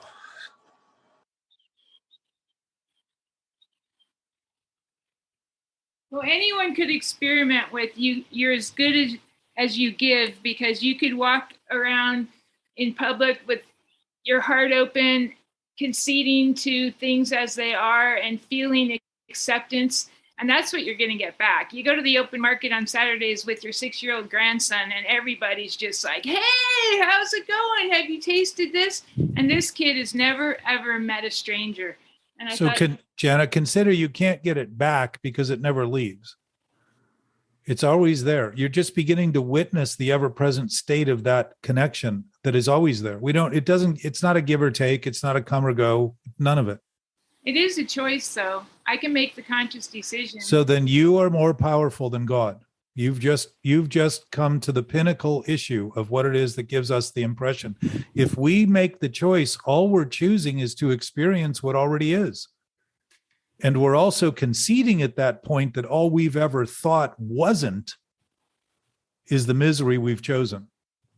That's it. Uh-oh, Jana's got homework now. Well, Anthony, you might all day. you might value from or gain from this point too. This is what I deal with all day long, as far as I'm concerned. I like the part this that this is the ever-present state of meditation and prayer. It's beginning to see that every choice I make, I have attached to it some Bill talked about unreasonable demand or expectation. Why is it unreasonable? Because when I think my thinking is true, I think all I should ever get is what I think when I initially made that decision, rather than starting to say, I'm going to make the decision come what may.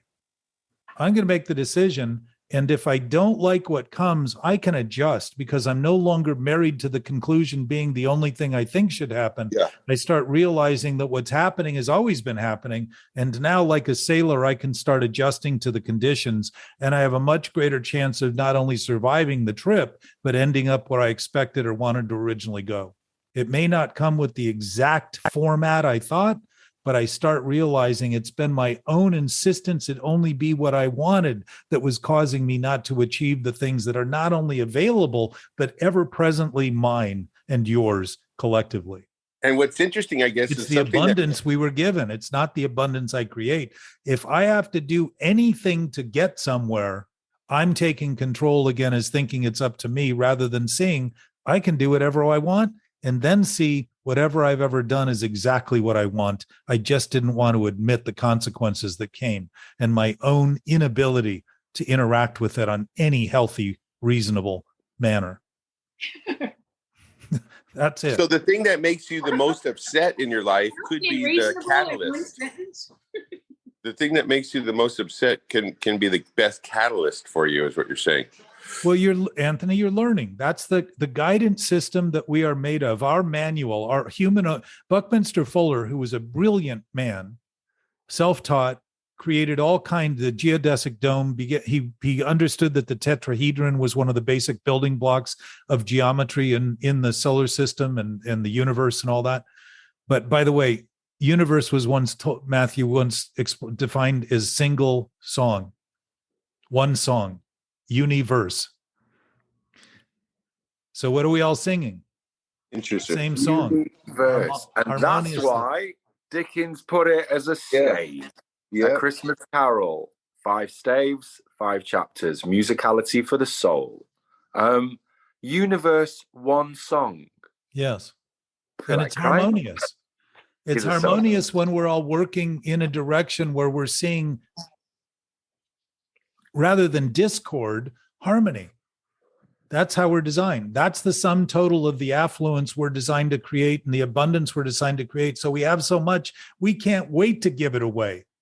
Nobody would be clinging to it. We'd be saying, here, take it, please. Here's the house. Take it. I got 19 of them. I don't need them. I don't need 22. It's already enough. I'm satisfied. Where my feet are is fine. They're planted on the ground. I'm designed to be where I am. I am where I am. I've always been where I am. All of a sudden, the whole shift of scarcity shifts in the other direction. Said no one ever. Back to you, Anthony. Buckminster Fuller said that we came here, for all his brilliance, he said, we came here without a manual. And we've been trying to figure out ever since. My sense is that what you just described is our manual, because we know when we're wrong and we know when we're right. And the difference is when we're wrong and think we're right, we keep thinking about it. And when we're right and we're right, we don't need to think anymore. We simply apply it usefully. It becomes part of something that becomes a practice that we don't have to think about at all anymore, because we know whenever we use it, it'll work. And what does it work? What does it work? It means it's applicable. It functions. And what is not working? Dysfunction, discord. Things fail. But that lesson, if you're getting it, rather than thinking of it as something you shouldn't be doing and saying, how is it that I can even think I shouldn't be doing what I'm actually doing? That's crazy. I'm doing it and thinking I shouldn't be doing it almost simultaneously, but I must be thinking after I've done what I'm doing. So there's nothing I can do about something that's already been done, but I get engrossed thinking there is, rather than noticing I have no obligation to repeat that performance. And taking action helps, because this whole time for 2 hours I've been cleaning and I feel a lot better because my place is getting cleaner. So let me suggest thinking is our primary action, which is lost in this concept of acting contrary. We're taught to act contrary to our thoughts and not see that it's contrary thoughts that we're acting contrary to want to be contrary to the action. Say that again. When I'm sick in my thinking, I'm going to do things that I'm going to want to be contrary to, because I'm acting out in relation to a sick thought. Yeah. What am I going to do? Something that's sick. What am I asked to do? Take contrary action. I'm not told to take contrary action when I'm doing the best thing. I'm told to take contrary action. Right. I'm doing something that's going to hurt somebody, and replicate the need to go back through the steps and amends and correct and take accountability and all that kind of stuff. Why? Because the thinking's sick.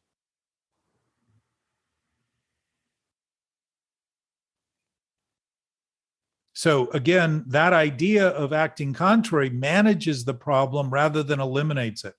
And my sense is Bill saw that at an absolute source, there were no problems.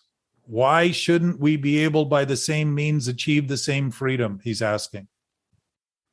And telling us, maybe this is the riddle of the universe. Yeah, maybe it is, to people who are thinking about it and not thinking correctly. The riddle's never a riddle to somebody who answers it. Is that It's true? Well, think about it. Would it be a riddle if you've answered it? Yeah, it's just an answered riddle. Still a riddle, though. To you, it may be, because you apparently didn't answer it. Riddle me this.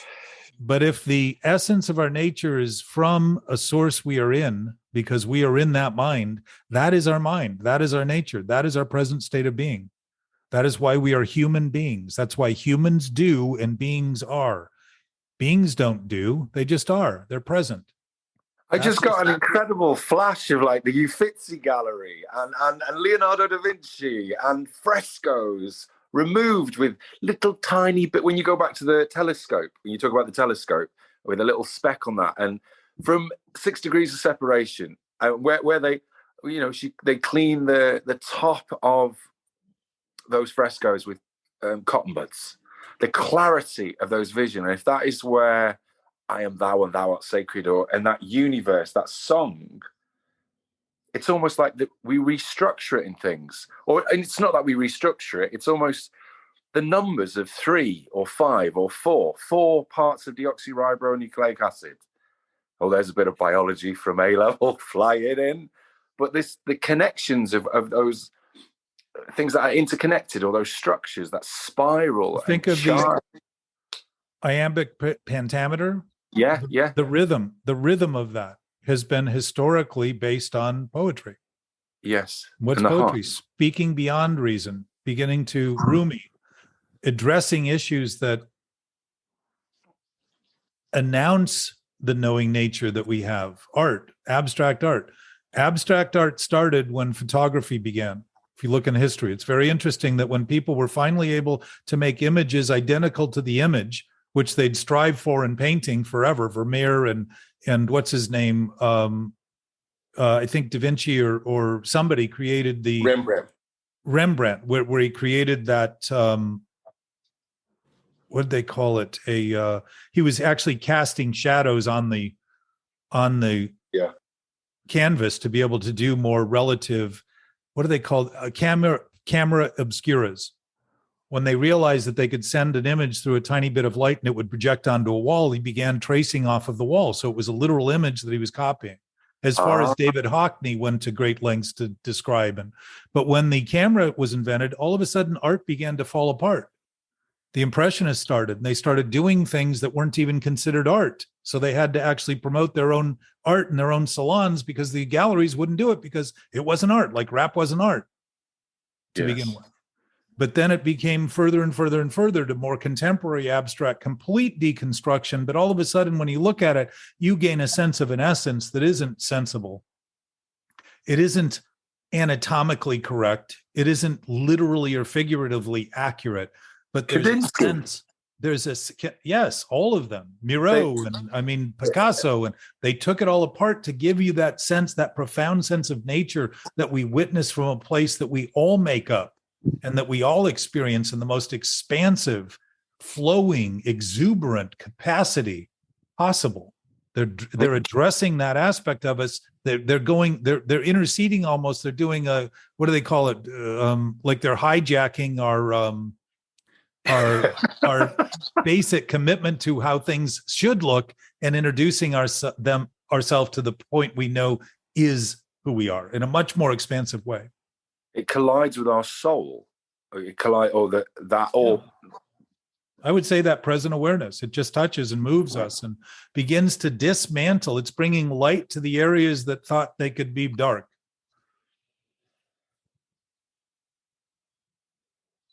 In Venice, where the Pollock was, just off the Rialto, Peggy Guggenheim Museum, I remember going there and I had to grab the mantelpiece because it just shook me.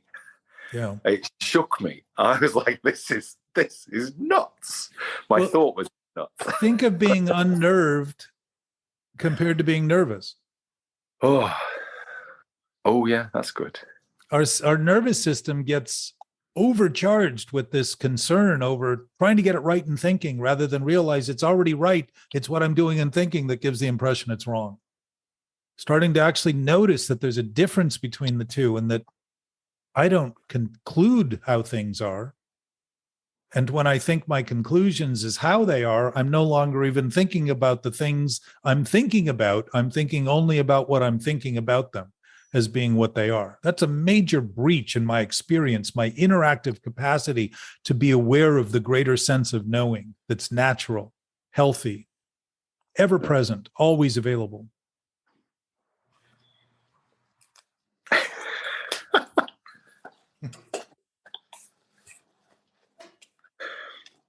I walked for 10 minutes and I had the voice recorder and I just talked everything I could see. And then I was watching a documentary on Ulysses, James Joyce. It was fabulous. Joy.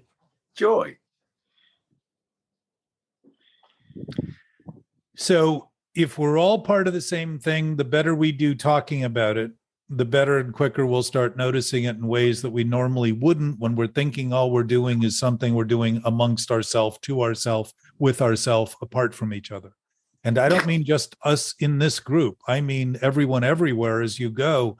Begin noticing the tirade, the list of thoughts that comes up, the opinion. I have so many opinions about people that it's just startling to me that I ever got by in any functional manner being preoccupied with so much of what I think. And still today, I notice how petty my thoughts are about people by how they look, how they dress, how they speak, what they do. All those things trigger all these thoughts. But in noticing them and noticing the pettiness in my own thinking, there's an awareness that starts to grow. And what I found is the people I have the least respect for in one moment, I have great respect for in the next moment because they always prove me wrong whenever they do anything compared to what I thought. I agree. Consistently. Yes. Consistently. The people I think the least of have a pretty low bar to exceed to get my attention. Then they do and there's a beauty in it rather than this sort of thing like I want to hide. It's become obvious that this is just a natural flow of flow.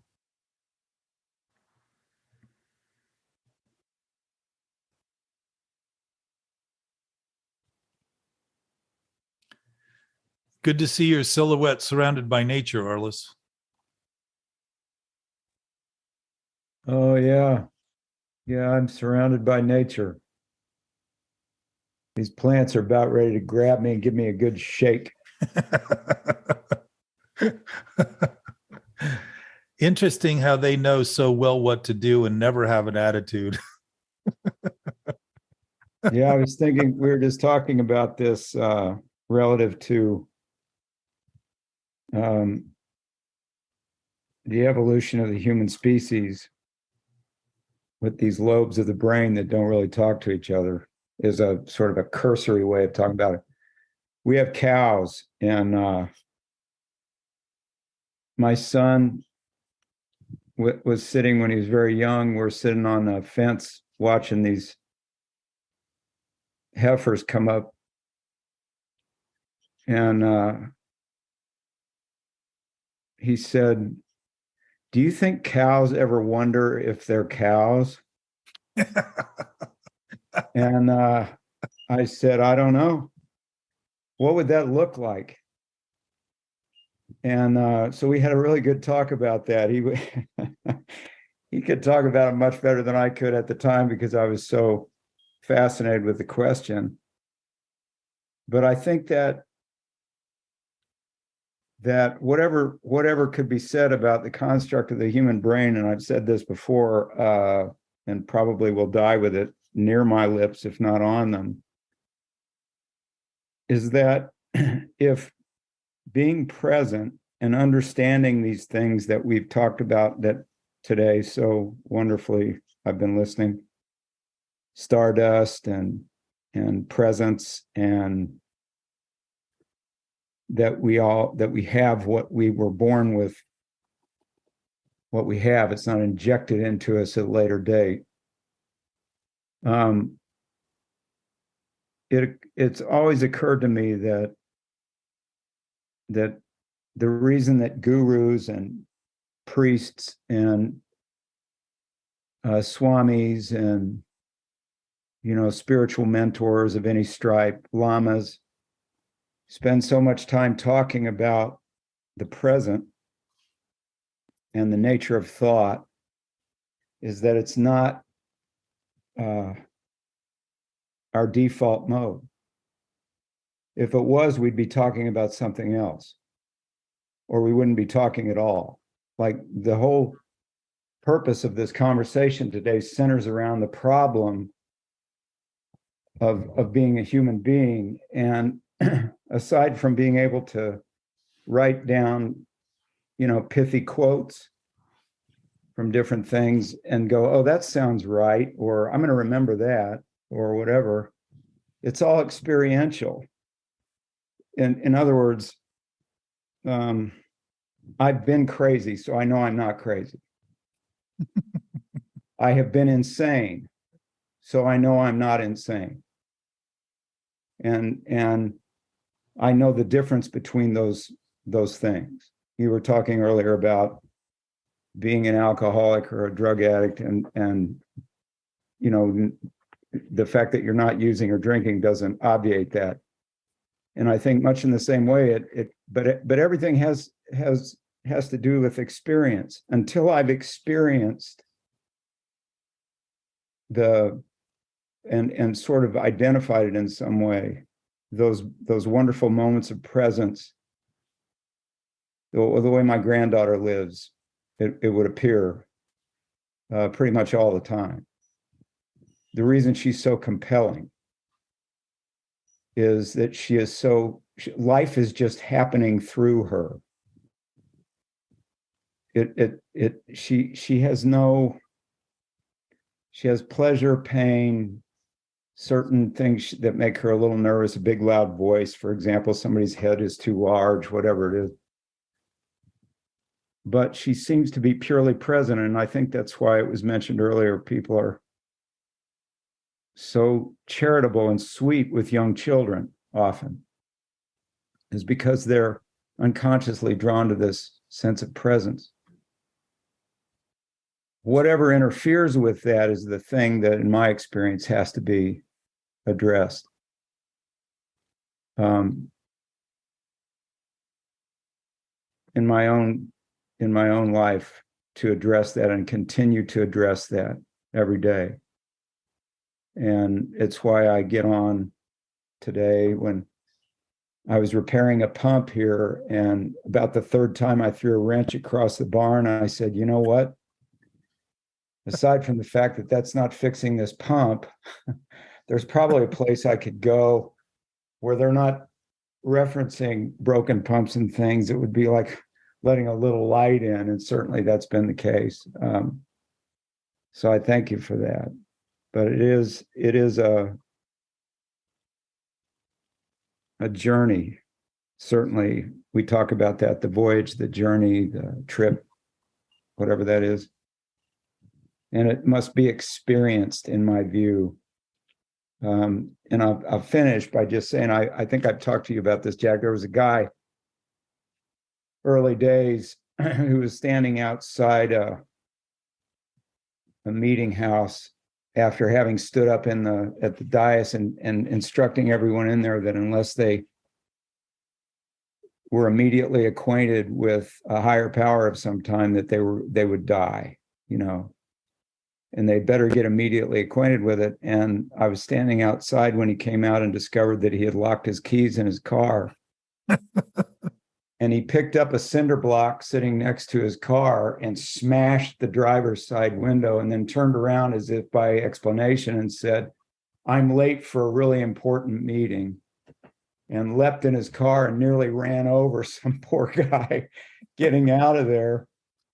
And I triumphantly said to my friend Joey, who was helping me out at the time, I thought this would let me off the hook now, that I didn't have to belong to such an organization who had people like that in positions of leadership or whatever it was. And I remember Joey looked at me and he goes, "Who do you think comes to these meetings?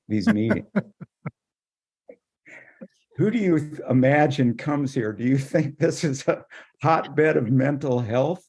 Do you think this is a group of people that are united by their expertise and living moment to moment?" Yeah. He goes, "You got to come back here tomorrow and help that guy," which was like revolutionary to me, the idea that I could help anybody. But what you've said today is absolutely in line with this idea that we help each other just by showing up and talking about our experience in whatever capacity, and more importantly, listening to other people. And I thank you and all of you who are spending your Sunday. I've got to go. Luckily, we're not all crazy on the same day. But it was great to see you again. Thanks, you, Arliss.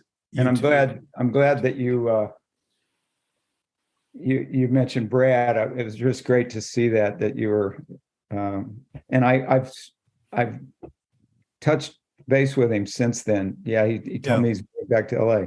It's fantastic. He, the other thing too, which was funny in relation to the cow, we were standing at the edge of one of the big horse pens on that property, and he said, "You see that horse looking at you?" And I said, "Yeah." And he said, "He's not thinking about you." Yeah, that's really true. He said, "I know the horse whisperer they made the movie of, and I think like he does, and that horse just knows. He's just watching. He's just looking at. That's right. No opinions, That's right. But to one of your points, Arliss, something to consider: this knowing nature that we know is silent, and it is ever present, and it's nothing we can see with any of our tactile experience, but something we know is a present awareness. Just like the present can't have, I don't know if you came in earlier, but I said that the present, everything we talk about in relation to life tends to be in a story, but the present being present, the narrative of the present is everything that's happening. It's not a story. It's just the fulfillment of everything doing what it's doing, and that includes us. So our nature is not a story. Our nature, talking about who we think we are, ends up in a story to try to justify what we think by telling it in ways that look better or worse according to how we're thinking. And my sense is that present nature is just present. It's absolutely silent, and yet we know it. We know it, and thinking we don't gives us impressions that just simply put our heads off into directions that drive us fucking crazy. I would agree with you. I would also suggest that when the Dalai Lama it gets ready to illustrate a point, he basically says, there was this guy.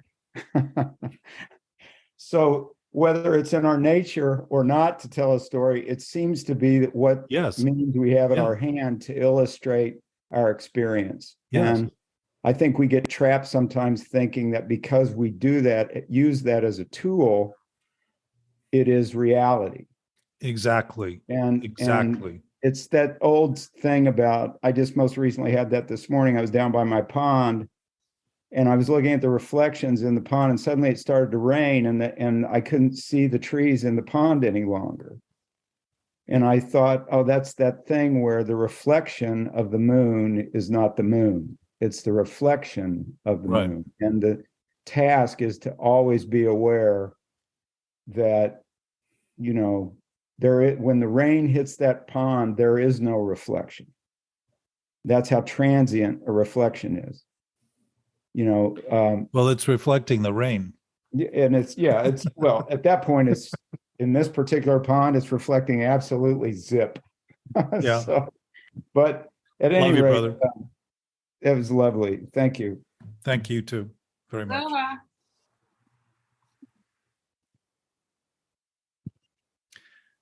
So what's different in the present knowing is that we simply know it. And it doesn't always seem like we know it because we're thinking about what we know rather than what we know.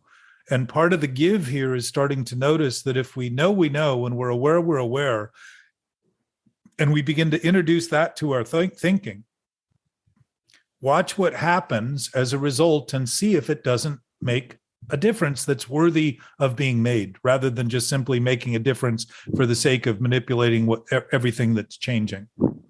Just apply it and start to see if it doesn't take some of the limits off of thought. Even if we don't know everything, even if we aren't aware of everything, just so that I'll discount my own point, if we can see more than we're thinking, then the suggestion is to begin to engage around thoughts that allow that expansive nature to occur in the same way that fear and anxiety and stress tends to constrict those thoughts to make us believe, or have us think we're made to believe, that there is nothing other than what we're thinking that exists. It's a practical application. It's not a theory, but practice. In practice, you'll see if it works or doesn't. And part of this process, as Matthew discussed and I've talked about previously, as the thinking gets clearer, the awareness of what's wrong gets clearer too. And as a result, the same light that allowed for that awareness to expand begins to shine the light into that darkness of that other thinking, that it will come with all the feeling that's been held in seeming abeyance, that's been built into our body as our body begins to release it. And it can feel very, very threatful and fearful, because the fear that we've been running from has been built into the stress that we've been storing in our bodies. As it's released, it releases a lot quicker than the years it takes to develop it. And I mean a lot quicker, sometimes instantaneously if we're really ready and willing. But that's the undoing.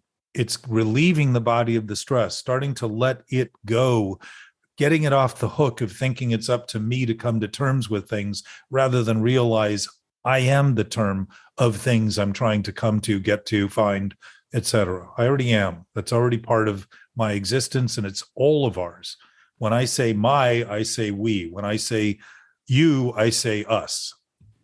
It's not something we're doing separately at all. It impacts everyone. The same way that we had amends lists for harm done, we now have the potential of healing by not doing those things. And everyone benefits. And everyone benefits quicker because the benefit is natural rather than something unnatural trying to pretend it's natural. The commonality becomes common, rather than what's common is the term common sense, when common sense has become completely uncommon in terms of much expression.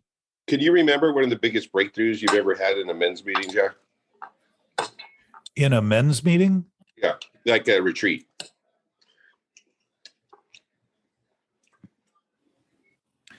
You know, I don't tend to segregate.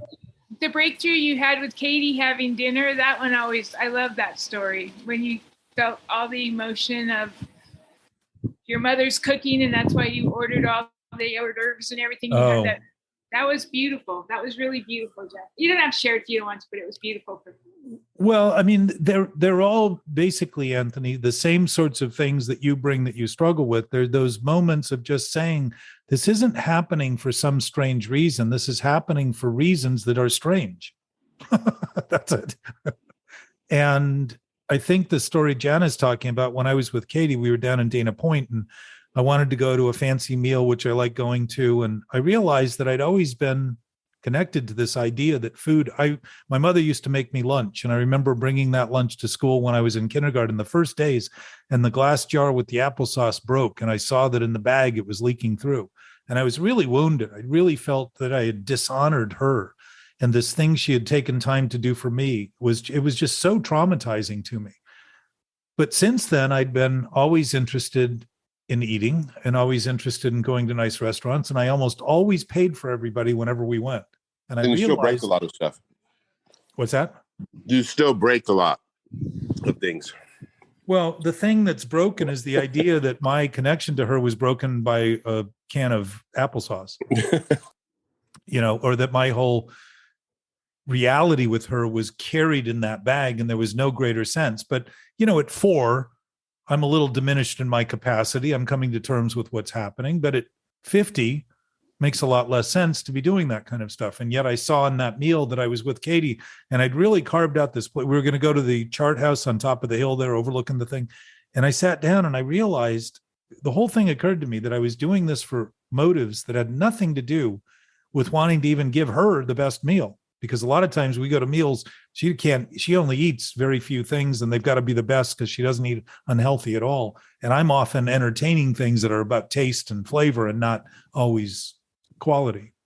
And it really hit me. And when we left, I started talking about it, and it just poured out of me that I had held this grief over those things from so long ago and never been honest enough to just simply express it. Wow. And it's as though those moments, Anthony, the story I keep looking for and the excuses I keep looking for come tumbling out with a sense of clarity from, like they say, your life passes before you when you die. When I die to the thoughts I'm maintaining as who I am and who I think I am, that same life reveals itself in that same clarity in the moment. And it can be overwhelming because that's the story I've been denying, or the story I've been maintaining at the same time that's been causing the stress and the grief and the mourning that I end up creating other circumstance to justify having, rather than concede it's coming from what I'm doing and finding other reasons to justify it out there in the world to feel I'm sad about this, that, or the other thing. And it really brings it back to the source of where all that comes from to begin with, which is my own preoccupation with thinking about things that aren't true in terms of grief and mourning and all that. When there's clarity, I don't think about those things at all in my thinking, because my thinking now is left to ponder and wonder and quander. I thought of a word, being in a quandary, just quandering, just kind of being eyes open in awe of what's happening and not trying to imbue the experience with that, but just beginning to notice that I have that same capacity a horse does, just to watch and just to look, without having to engage my opinions and my ideas, and start to witness the bounty of what's there and the essence of what's there as the thing we all share, rather than the thing I'm doing alone with myself at that moment. Something that's completely incorporates everything, because there is no limit to it. And that's my suspicion, the adventure. That's the idea of facing the life we're living, rather than the ideas I have that I'm afraid of admitting, and having to face the fear that comes with them and think that running from them is going to resolve them, when all it does is create more and more fear and toxicity and anxiety and stress. So in every one of those men's retreats that we do, it's always eye-opening to me. And part of what's eye-opening is how limited my capacity is to communicate. I always go knowing exactly what I'm going to say, and I always leave wondering why I didn't. Always. Because I have all kinds of thoughts imbued with the me I think I am that still exists. They're not gone, but they're only there, but to the degree I maintain those ideas that are false. So the more I begin to simply admit that, the less I become reliant on them, because they make less sense to rely on. It just doesn't, it kind of goes. But I also notice that I'm highly self-conscious. I'm highly insecure. I have great vulnerability and weakness. All those things are capable. I'm capable of all of those things. I don't become incapable of them until I deny them and make believe I'm numb to them. And now I'm really sick where I'm actually making them worse, trying to think I'm better.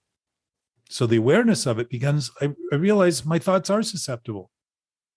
I do value other people's opinion. I do value what other people think. I do have a sensation of that awareness that isn't quite right to be concerned about those things in ways that would minimize and cause stress, to allow me to keep me from speaking in any way that would be fluid and natural and whole. So I notice that stuff, and I don't feel any less for it. I feel more for the awareness, and that's different. I used to think they were things to overcome, rather than say, oh, The more I release that, the less I'm going to have when I'm in those moments that I feel the pressure of thinking I need to perform in some way. It just naturally comes because that's nature. It's natural for us to talk to one another, to interact in big or small groups. If we are affecting everyone with everything we do right now in some way, we're already doing it right now, thinking we're not, and thinking that the way we're doing it now is more comfortable as a result, rather than realizing we are witness to everything that's happening, and everyone that's able to listen is out there right now listening, wherever they are, doing whatever they're doing, whether it's prime time live or whether it's prime time listening later. The time is prime to be able to listen at all. Whenever it is, it'll be now.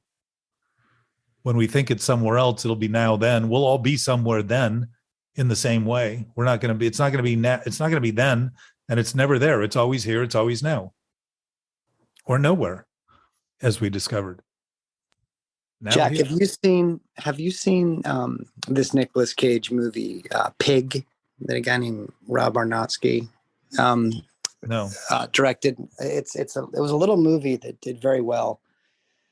It's really connected to, I think, both the things you're describing about food, for that story about food, as well as what Arliss was saying. It's a movie about a chef, and it's actually based on the very real sort of fine dining, world and ecosystem of Portland. Mm-hmm. And, I won't ruin it for you. The movie is essentially about the extraordinary lengths that we will go to run or avoid grief, and how, this particular man has spent essentially half a lifetime constructing the scaffolding and sort of, fort around it in a really dramatic way, and how he is forced, as I think we're all forced eventually at some point, we hope, to sort of confront it. But I think, the most fascinating thing about the movie is the way that the writing and, amazingly enough, Nick Cage's performance sort of coaxes what Arliss was describing out of not only the characters in the film, but extraordinarily the audience as well, because we've sort of been dragged and we're only given, morsels. The entire thing is broken up in chapters that really resemble, a fine dining meal. Yeah. Total. And to Arliss's point earlier, by the end, and I won't ruin it for you because it's pretty powerful. I mean, for the record, my wife hated it, but it was my favorite movie of last year.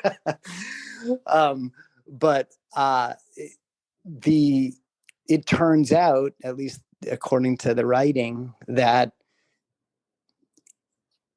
the way to process or confront or transcend grief is experientially and interpersonally, and how there are beautiful and sort of ancient rituals attached to that. This one in particular is food. But I've been haunted by this movie for over a year, and Wow. Your description of that experience with your mother really brought it home. I would highly recommend it.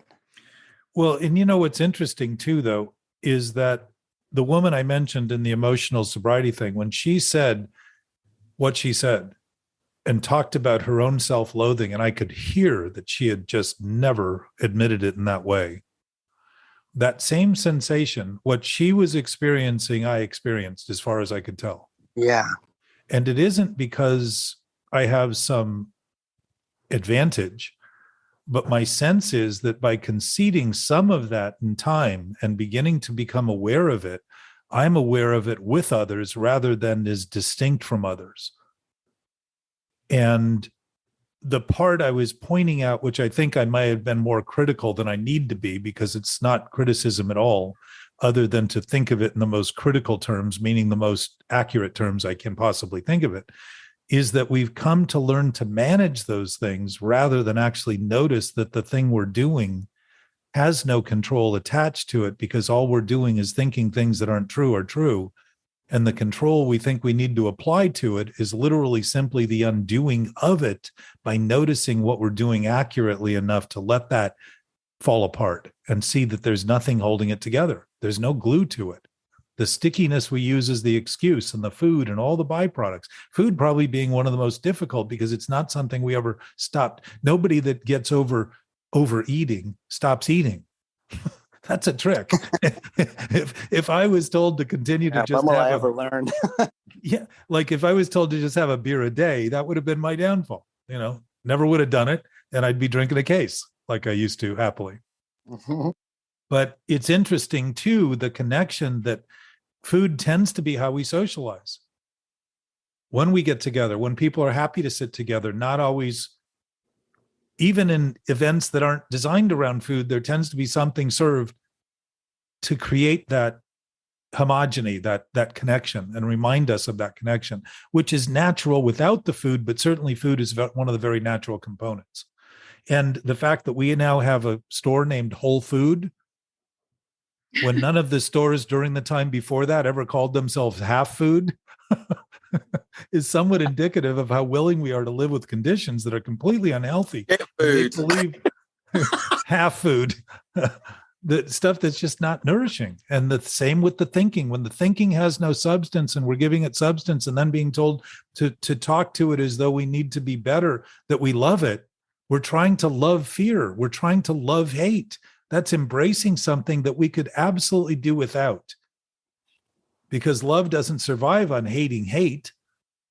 And love doesn't survive on loving hate. Love is love. It doesn't have any, there is none of that in it. So these illusory things that we perpetuate and then think we need to correct actually perpetuates them, or that we promote perpetuates them. It doesn't resolve them. The resolution is not in resolving it all the time.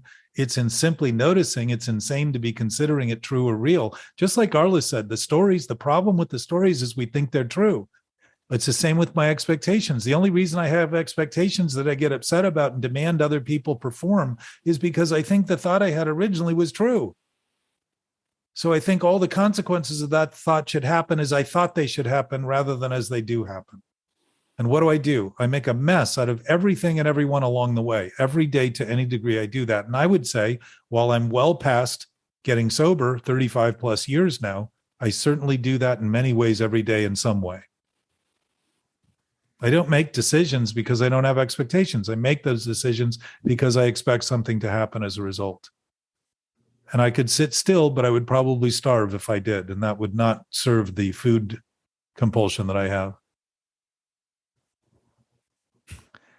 But that's beautiful, Sturgis. And I hope everybody takes that direction and looks at it. The other point today that might be worth noting, when it comes to this concept of death and life, most of my experience in life, I was afraid of death until I started realizing it was actually the death of the thought that I was ultimately afraid of who I think I am. And the idea of letting that go was so much more compelling in the moment. Here, I'm worried about something that isn't even happening as being the only thing that's happening. And the thing that's happening, I'm pretending isn't happening. That's a problem. And all the people who went through those near-death experiences and had that blissful sense of knowing, that acceptance that Jana mentioned, and that sense of place and wholeness, every one of them felt bad about coming back into their bodies. And how have we created a condition within a body that's so magnificently built to think of it as a dreadful place to be? If we haven't been sick about the thinking we're doing about it, rather than start to allow the body to function on the level that truth and reality would allow it to function. Not the thinking I'm doing that's decrepit and depreciated and loathsome and all those things that I end up witnessing as being conditions that seem to be happening to me rather than caused by the thinking I'm doing about the experience I'm having.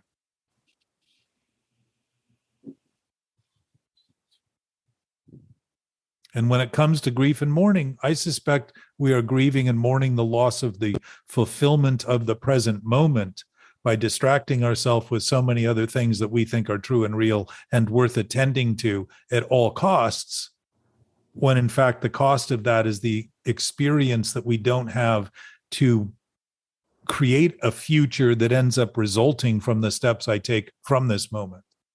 A future of solution, a future of possibility, a future of potential for people to be realized and actualized, rather than one filled with the vacancy I'm creating now by making believe where I am isn't where I am, and all I need to be thinking about is something that isn't happening, and that's reality and truth, when in fact I am actually dismissing and pretending reality and truth have no basis, and unless I'm thinking about them.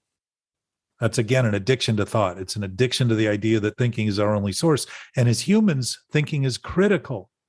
But to turn it into something so contemptful is simply a possibility. And to do that over and over again is an illness and a sickness, a mental illness and a sickness, to think of as something that is the only thing we can do. It's easy to correct when you realize there's anything other than that you can do, because it bursts the bubble of ever thinking it's the only thing you can do. And the struggle of addiction is thinking the only thing you can do is the thing you think of. So if I think of a drink, I used to have to go get that drink. If I thought of cocaine, I used to have to go get cocaine. If I thought of joint, I had to get that joint or smoke that joint. There was no lag in it because I believed the thoughts were true and real. And as long as I did, I had to prove I could control that thing they had me do, that time and time and time again, I proved I was out of control of.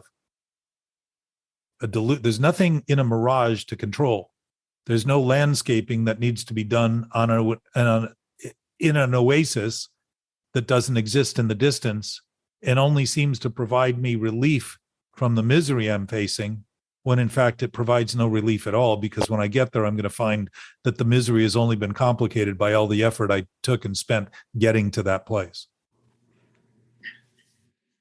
I think, not to belabor the metaphor of this movie, but just to second what you're saying, I think, and I won't ruin it for you, maybe you can watch it and we can talk about it, but the most powerful and sort of, I don't know, philosophically enriching moment that I found of the movie was towards the end, in which, you know, there is this sort of very clever payoff that I won't ruin for you, and very poignant and beautiful moment. But towards the end, we as the audience are taken back to the beginning, and there's a confession from the main character, which I found challenging because I related to it so much, which was he wished he hadn't gone, because the loss that he had been clinging to for so long,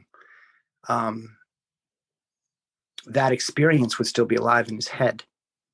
Oh. And it's what he kept. Yeah. And, you know, it was the coping mechanism. It's like we're afraid of losing the thing we never had. Yeah. So it's like finding the thing that can't be found because it can't be lost on the other side of an absolute source. Yeah. Yeah. So it's complete delusion, but that's beautifully put, Sturgis. And I suspect that's what we're afraid of, because that thing we're doing is filled with fear, and that's the maintenance of it. And it's a self-created fear. Fear in its normal, absolute, real sense has time stand still, so we have a clarity in thinking in ways that will get us more security, increase our security rather than decrease it. And that other fear is actually killing us while we're making believe we're getting better. And that's the distinction. Natural fear in our body has us, you know, we've talked about it, fight, flight, freeze, or fawn, as you added to it, which is also overlooked, by the way. There's a lot of people that don't talk about that. Matthew, have you heard that? You weren't here when we talked about that earlier. No, I know that from, is it Peter Turner's book, Complex PTSD? Yeah. So fawning is basically people pleasing. Yeah. It's the idea that if I'm nice, I'll make the fear go away. So what do I become? I become this sort of character that basically is really nice to people to be sure that I buy them off so they don't do the thing I'm hoping to avoid by triggering me and blaming them, rather than see that it's my finger on the trigger I'm afraid of. And it's a terrible place to be a people pleaser in AA meetings, that's for sure. Well, it's ultimately enabling, and it's giving people the impression that they're better than they are, rather than facing the issues that could help them recognize they are better than they are. Not the thinking is going to make them that way, but the being already is that way. So it's just a conversation. For anyone listening, the proof of this pudding is putting it to work.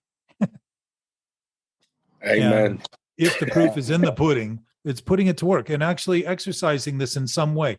If you can expand your own willingness to talk about what you're hearing in ways that are personal to you, you will see the responses you get from people that have probably always been the same will change dramatically. Oh, yeah. And Yes. that alone begins to help notice, oh, I really am central to something that I've maybe made less of than is really true. And it just pries, it's so natural that you'll very often be not doing things you normally did and not notice for 2 weeks before you do and say, wow, I'm not even doing that thing anymore. And then all of a sudden notice that you're aware of your stomach, nausea, tension in your neck, etc., that may have seemed not to be there, but it was basic. Numbness is actually evidence of pain. It's not the absence of pain. Numbness is a contrived effort to pretend. It's basically denial's anesthesia is numbness. It's our actual attempt to make believe that we're not feeling what we're feeling, because we've gotten very used to thinking, because we can think we're not doing what we're doing, that we're not doing what we're doing, because what we're doing, if we admitted it, would sound crazy even to us. That's the slogan. What are you wearing? Numb for men. It's just tragic. That's terrible. Don't touch me there. I can't feel a thing. But think about things like emotions. We're moved by emotions. What would being numb, frozen, still, cold? All of the imagery that comes off of that begins to describe death. Literally, bodies get cold quickly when the heart stops beating. We run at almost 100 degrees. And very quickly, the skin gets very, very cold. And it's an odd thing to feel a body when they're dead, because most of us have never felt it, because we've only felt warm bodies. What is that? Moving. There's a fluid nature to all life forms. Our pumping heart, beating heart is moving fluids through our body. Spinal fluid, blood, and all the other things rely on that movement and that transition and that transmission. And the transmission for us is light. And the darkness of thoughts and doubt cast shadows of doubt, revealing the nature of that blockage in thought. It isn't real, but it's an image. And it's giving us an image of what we're thinking, which gives us perspective if we're willing to look at it as perspective rather than something to run from and perpetuate and literally favor the problem.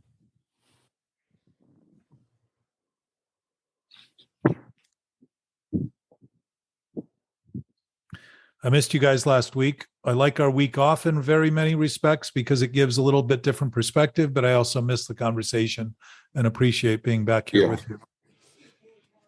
Maybe we could do a 30-minute meeting. What's that? Maybe we do a shorter meeting. Go ahead, Anthony. Maybe we do a shorter Sunday meeting, like an hour. Maybe Jack wants the day off. Matthew, what were you? How Well, appreciative he is of it. it was good for our travel schedule. That helps a lot. It was lovely. It was a dissonant beat, and it was like, oh, let's not get codependent on these. It was the nice. There's a caesura. That's what it was. There was a pause. There was a caesura. Another thing too to think about, and I think I mentioned this last time. If you re-listen to what we did today, you'll hear it in a way that's different, and that alone begins to help see how pliable and transparent. I used to say to sponsees, if you look at the problem and just sit and look at it in your mind, you'll see as you sit there that it becomes transparent. It's not a block at all, except to the images you create. But pretty soon the images become transparent. You look right through them, literally see right through them, and you see that they're transparent. Mr. Cellophane. Yeah. I mean, it seems to be there, but it isn't. So in listening again, perspective occurs because what's ever transmitted now will be different to the degree that you're there then, but the there then will be now too, in a new way. And so seeing it with that perspective of having heard it and say, oh, I didn't even get that when I first heard it, it begins to reveal how much there is, regardless of what we're thinking, and how thinking tends to limit it. And I'm not suggesting we should be thinking about it all if we already know it. If we know it, that's enough my thinking ever needs. Because now I can operate on a basis that's stable rather than make believe it's up to thinking to constantly get there and think it's about thinking and thinking and thinking and thinking more. It allows, it starts working naturally. Like you said, the big book says we start straightening out physically and mentally and emotionally, by the way. Because emotions are functions. Think of all of our emotions are attached to colors, and prisms break the rainbow of colors down that we typically don't see in light. But the light contains the rainbow of colors all the time. We only see it when certain conditions exist, like with rainbows. That's just water in the sky allowing the refraction of that light to be seen in the division of the colors, the different wavelengths that are passing through. And all those wavelengths combined are white light. When I'm blocking things, my green might go up, so I'm envious.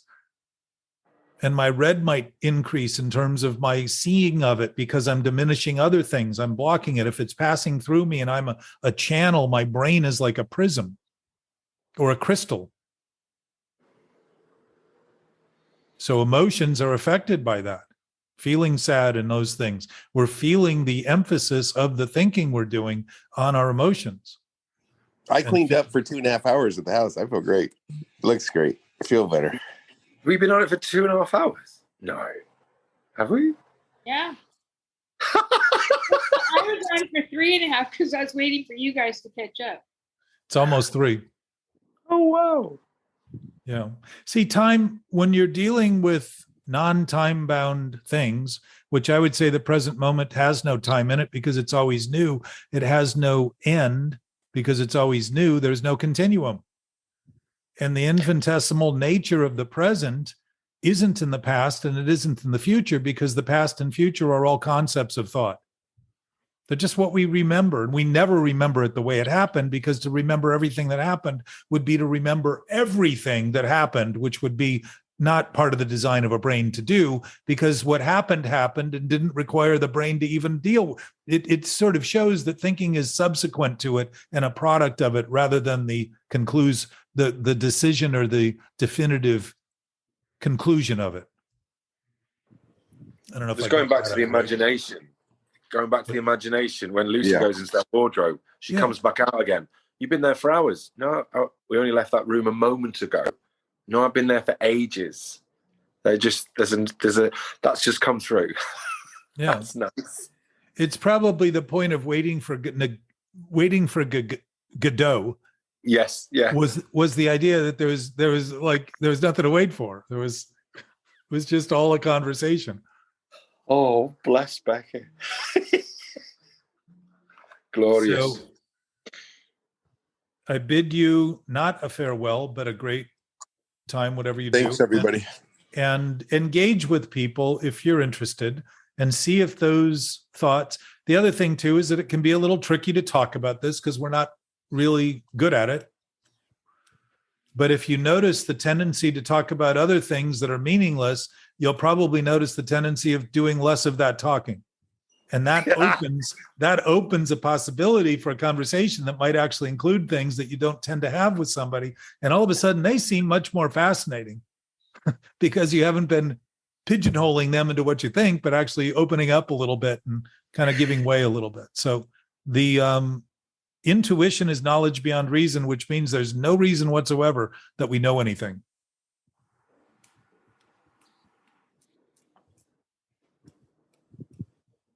Love you guys. Thank you so much. Love you guys. Always. Bye. Thank you. God bless. Take care.